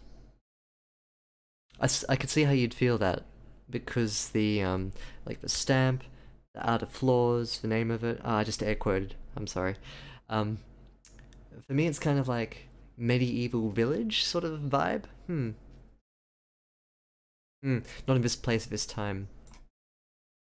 At least he didn't think he saw any snow. There had never been any in the outer floors. Yeah, I think it might be a place and time thing. I don't know if it's, well, it may be like a world building thing. Hard to say. He hadn't thought to bring much with him and had been given the trunk at the checkpoint as part of his scholastic needs. Once he double checked, I think you can get rid of that entirely. It's not really necessary. He's got a trunk. I'm fine with that. Once he double checked the trunk was still locked, turned and followed the rest of the passengers, the trunk dragging trails of water behind him in the shade. Dragging trails of water behind him in the shade. Carving lines.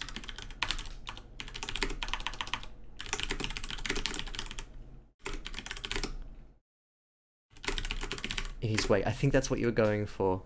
At first, Aina thought the sun was hidden behind a cloud, but as he looked up, he realized the cart had stopped in the shadow of an immense structure. Okay. We are walking under a huge ornate gate. Right. This info has popped into the scene quite late. It's such a strong structure that it makes me wonder why it wasn't introduced earlier on, say, as a viewpoint, or as a marker for the cart to approach. It's the sort of detail that should be in the first paragraph. This should be page 1 detail, e.g. through the muddy fields, desolated by summer's scorn, the cart made its shaky way towards the city. In the near distance bloomed the obsidian flower that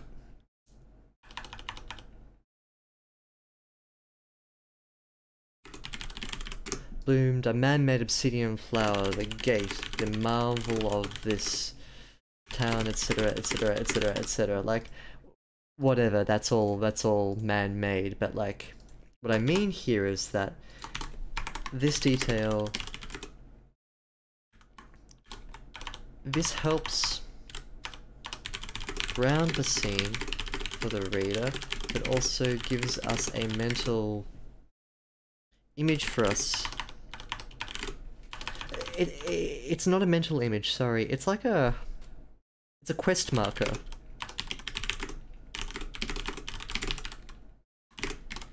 Aina is heading towards X. That's page 1 detail. Aina's heading here. Aina is this person. Here's what's around him. Here's how he feels, and he's cursed. If we can get that in the opening page, I'm with you.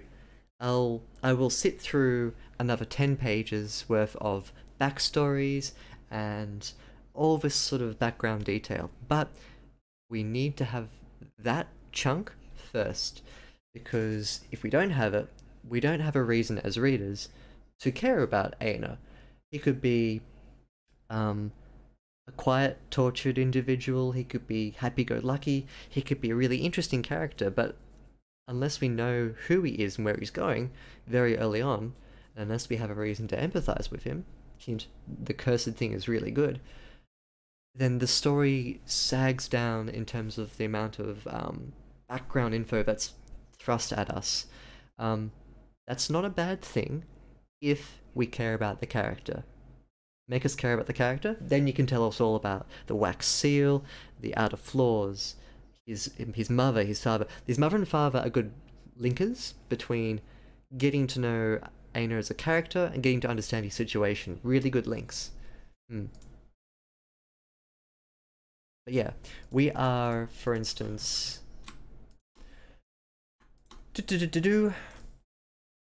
we're 1,200 words into the story. That's 3, 6, 9, 12, about 4.5 to 5 pages novel-wise. This is the first point in the story where I kind of know where we are. So again, just plop it forward.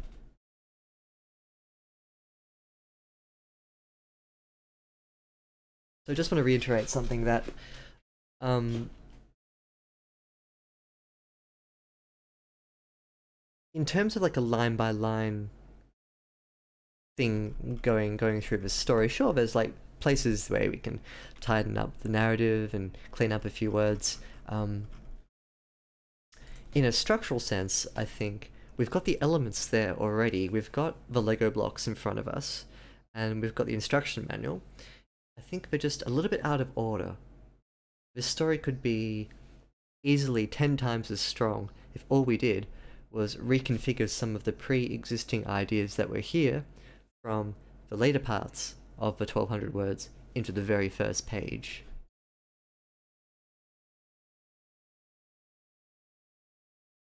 The walls reached high enough that Aina could see birds circling comfortably below the arch. It's a big arch. Streaks of crimson ribbon adorned each side. The left and right sides of the gate had been made out of different materials, almost like they had run out in the middle of construction. That's a cool detail, but it means that you can describe that again.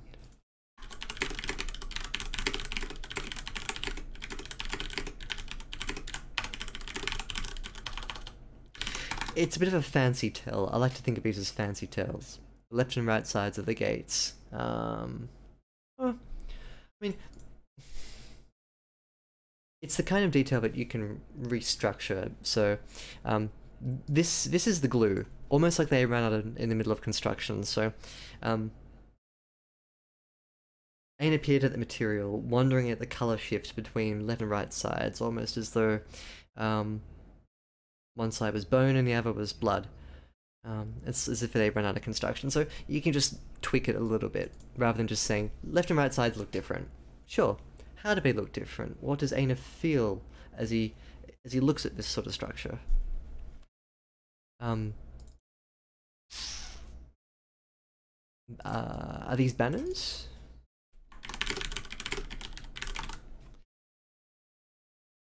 If so, then you can call them banners. It didn't seem to be an accident, however, as the split happened right down the middle. Sure, I kind of assumed that already. I don't know why though. The left was entirely a dull iron and the right was made of red brick. Two giant bronze plaques hung above the travellers. The leftmost read Resolve, and the rightmost Providence. Aidan wondered if it was some kind of maxim. He hadn't been told much of the universities, just that there were 4 campuses. Aina had been sent to the southern one. Here is where we're starting to get into the detail of a story that matters for us. Okay, he's going to a university, cool. It's got a nice arch structure, fine. This is kind of like sub-detail to what we need at the front. Still, now that we're here in front of the university, I think this is the front of the university, we can push on a bit. I mean, I could suggest changes here, but I feel like I want to dial back my line edits, because I've made a lot here already, and I don't want to repeat myself. So, I will keep reading and just suggest structural changes. As they stepped out from the gate's shadow, Anna was blown away by the number of people bustling about. First mention of people. The campus was large, so again, it's because we've got the Beyond Eyes deal. This guy. Only now are we beginning to paint in all the details around our main character. So now, in addition to me having to imagine an enormous gate here, I've got to then paint in people. I speak a bit about this through other streams, and it's called the black bag effect. Named after the very first stream I did. It's detail that pops in. Well, that's right, Scarface is McCall. But yeah, it's ignore that. It's detail that pops in once the reader has already imagined the scene. Do this as little as possible. There's no positive to doing that. You need to have the actors on the stage before you can say actor A moves to place B. It's no good to be like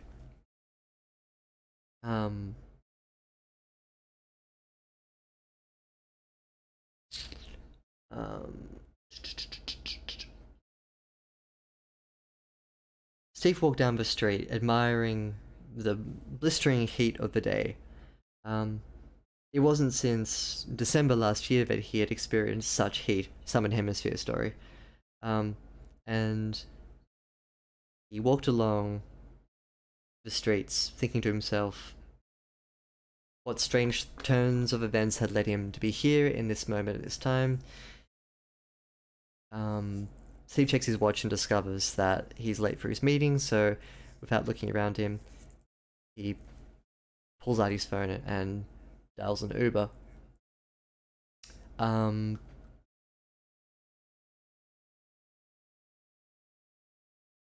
Suddenly the train pulled in.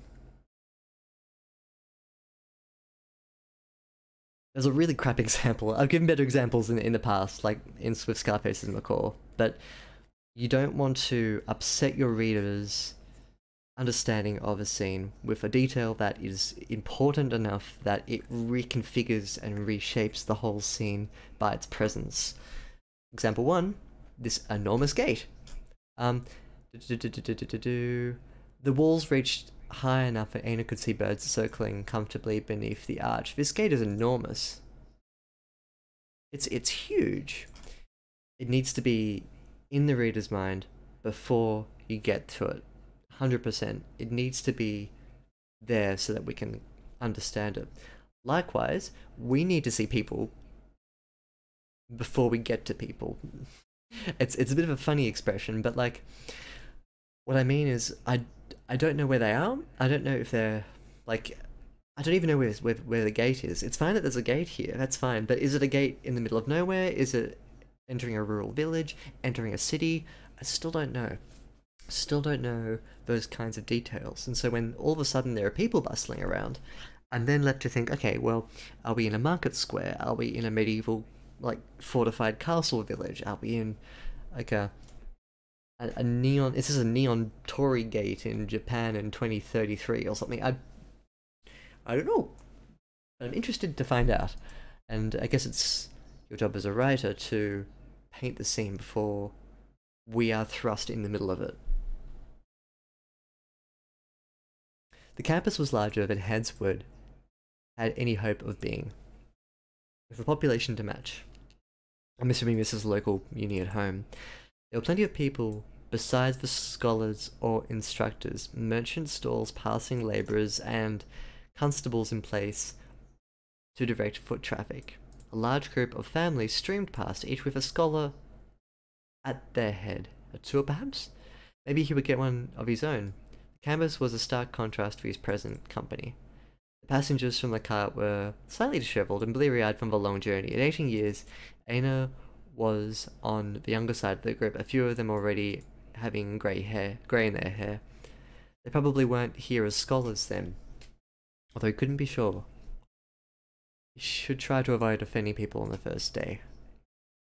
Let's get rid of that and put 18 instead. Okay.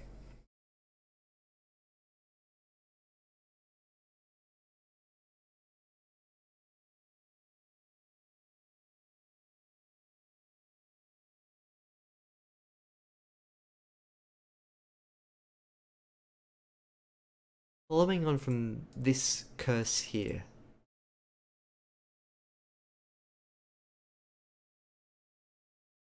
this tells us where we're going. This gives us a first taste of the university, and this is what life is like inside the university. The trouble is, though, that I wasn't prepared for that. I was so focused in on Aina that I couldn't see anything else.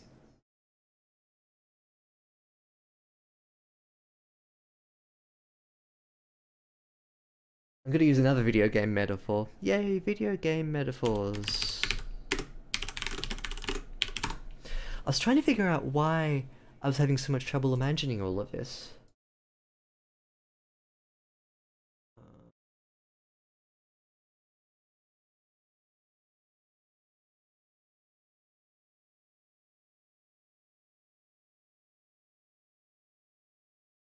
Trying to find a good photo.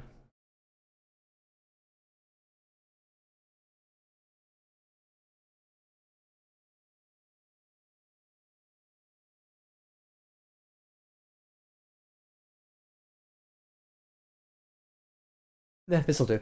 Remember Super Mario 64? Haha, who remembers this game? You got Lakitu, the camera guy, right? And he follows you around everywhere. This is the narrator of your story, and Mario is Aina. He's the main character, right? If you are Lakitu, it's your responsibility to swivel around Mario and make sure that the player can see where you're going, sure. You know you can zoom out in Super Mario and back in? You can and change the angle. And change the zoom, more importantly. So you can have a really wide frame of reference, or you can have a reference of being super close to Mario. I feel as though this story is very focused on the character of Aina. So much so that it looks like this. We've got a narrator describing the character in very closed detail. We only get stuff if Mario looks over there. Oh look, there's a huge gate. Okay, now I'm here and I'm walking into a university. We need to zoom out. Like, whoop, whoop.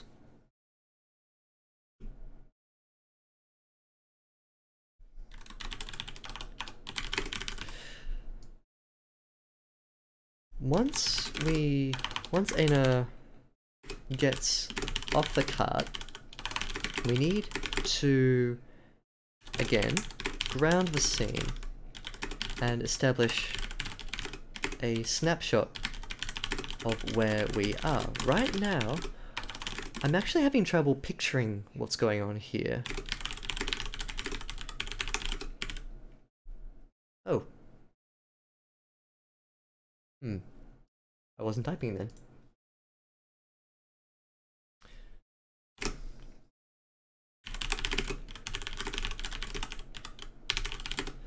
having trouble picturing what's...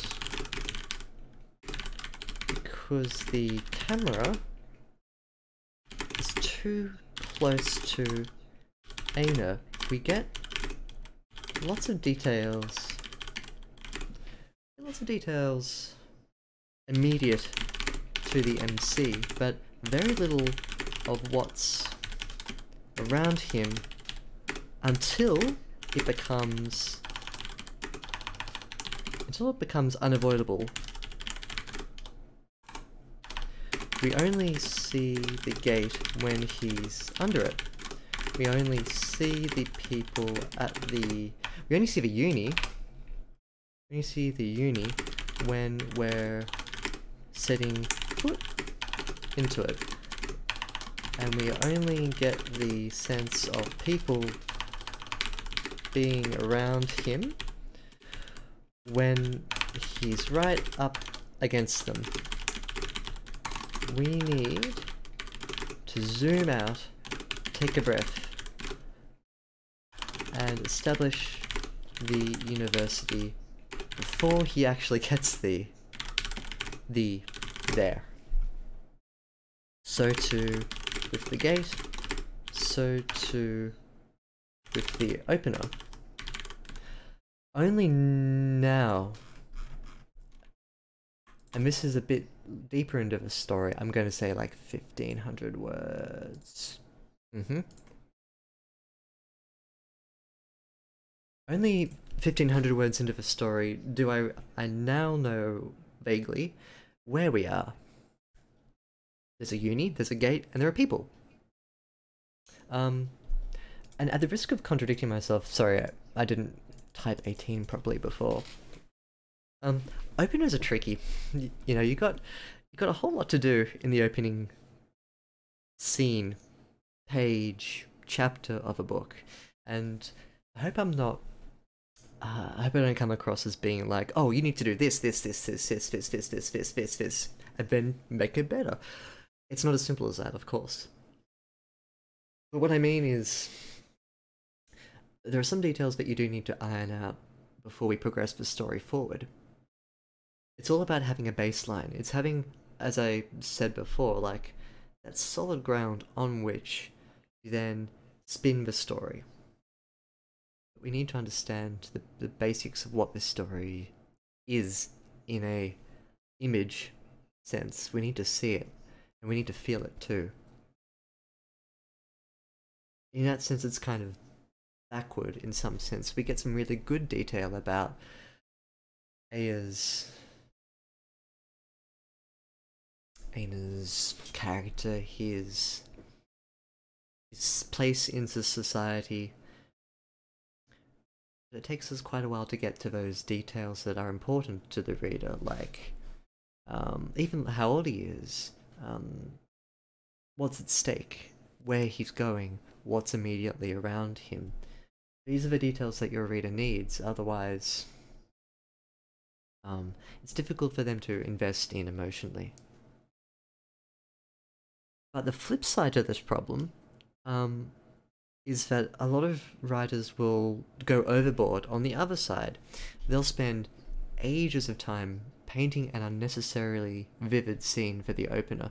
Remember before when I was pulling epic fantasy imagery out of my ass and describing the forest path and the lush moss on the vines or on the branches? You don't need to do that either.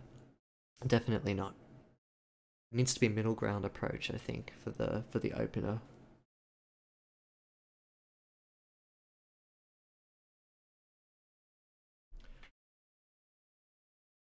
think I'll go a little bit further tonight, but I don't want to do too much more because I think we've covered an awful lot tonight. We've covered a really thick opening section here with lots to talk about. So I just don't want to tire myself out.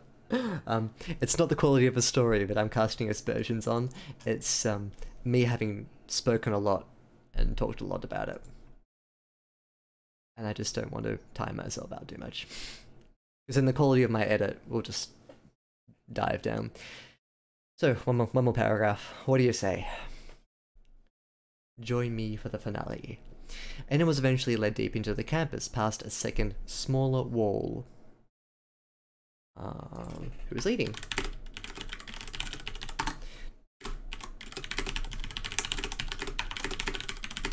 Is he following one of these? One of his scholar tours? The signs overhead let him know that this was the Nascent ward of the campus. Came to a stop.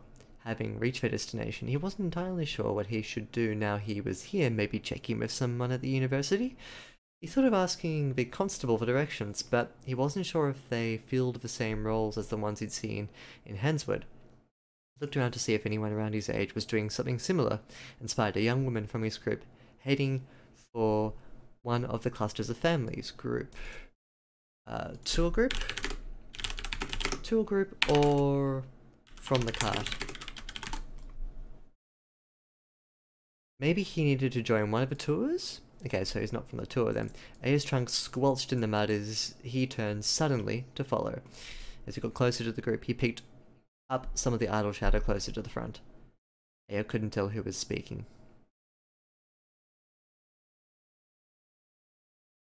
And then we've got these blocks of dialogue here. I might deal with this and then stop. Don't want that. I'm sure getting the experience more... I'm sure getting to experience more exotic mindsets can be charming, but you'll be in the out group when it matters. The legacy dorms are where all the key relationships are made. While you're right, locals can still apply for the foreigner dorm. I'd at least compromise and go with one of the dorms for the non-southern basins. This needs to be in dashed. He makes a good point. The northerner dorm, those basins are getting a whole lot more important. And their own campus isn't as great, so you know they're sending their best and brightest over here.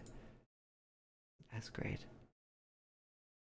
They come from the tour. This had come from the tour guide, who was a preppy looking scholar with a lilt in his voice. This info comes after the dialogue has been spoken. Meaning that for the duration, the dialogue, the reader didn't know who was speaking. So again, put this before the dialogue. It's about front-ending the dialogue, which you know I'm a big fan of. But I think here it's important because this is something that needs to come a little earlier. And then there's just more dorm talk. I think I'm going to cut there tonight. My voice is getting a bit croaky.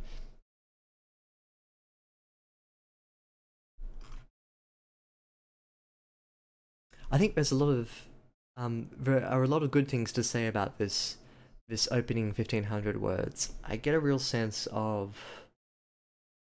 Aya's position in society. Aina's position, sorry. I feel as though more tea, yeah, I feel it. But I also need to sleep, and tea keeps me awake. I'm like a grandma. I don't know, my coffee tolerance is so low. Oh, coffee tea tolerance, caffeine tolerance. With a few structural adjustments, rearranging some of the elements, and having a think about what constitutes a good opening section, this could really shine. It could be the start of a really interesting, slightly magic-infused, maybe dystopic, journey of self-discovery, I guess. But we need to care about Aina. We need to have an emotional link with him. That comes in the first page. Without that, everything else sort of tapers off a little bit. The other thing to mention is it's both the Super Mario thing with the camera, and it's also the Beyond Eyes thing with the missing detail. We need an understanding of what's around Aina, where he is, what era we're in, all the really fundamental detail to the world is very focused in on Aina right now, and I don't get a sense of what's going on around him. Case in point is this huge tower structure that comes out of nowhere. That needs to be the marker at the very start of a story that the cart is heading towards. We need to know where we're going. And the detail shouldn't pop at you as a surprise. As Aina passes under the gate, he looks over the heads of all the people in the cart and sees the entry quarter of the university. People bustle about, carrying carts, doing all sorts of things. Ease us into the detail. Don't make Aina get off, walk under the gate, and then poof, there are people everywhere. Introduce it first, softly, and then the reader is eased into the detail. And that's all I'm gonna say tonight. My voice is going. And I'm gonna shut down the stream as well before I have to talk anymore. Thank you for everyone who's joined tonight. Thank you for your good commentary, especially Outrider SG. If I could give you a Kiwi in this chat, then I would, but that's only for Discord. Join my Discord, by the way. The link is in my description. And come and say hi to me. And I won't have to talk to you. We'll see you guys on Sunday morning, 9 AM my time, Sydney time. Until then, yeah. I was going to say keep it fresh, but it's no longer the 2000s. Thanks also to RightAsRainMan for sending this story in. I'll be doing more of this story on Sunday as well. I'm looking forward to seeing where it goes and what we can work with.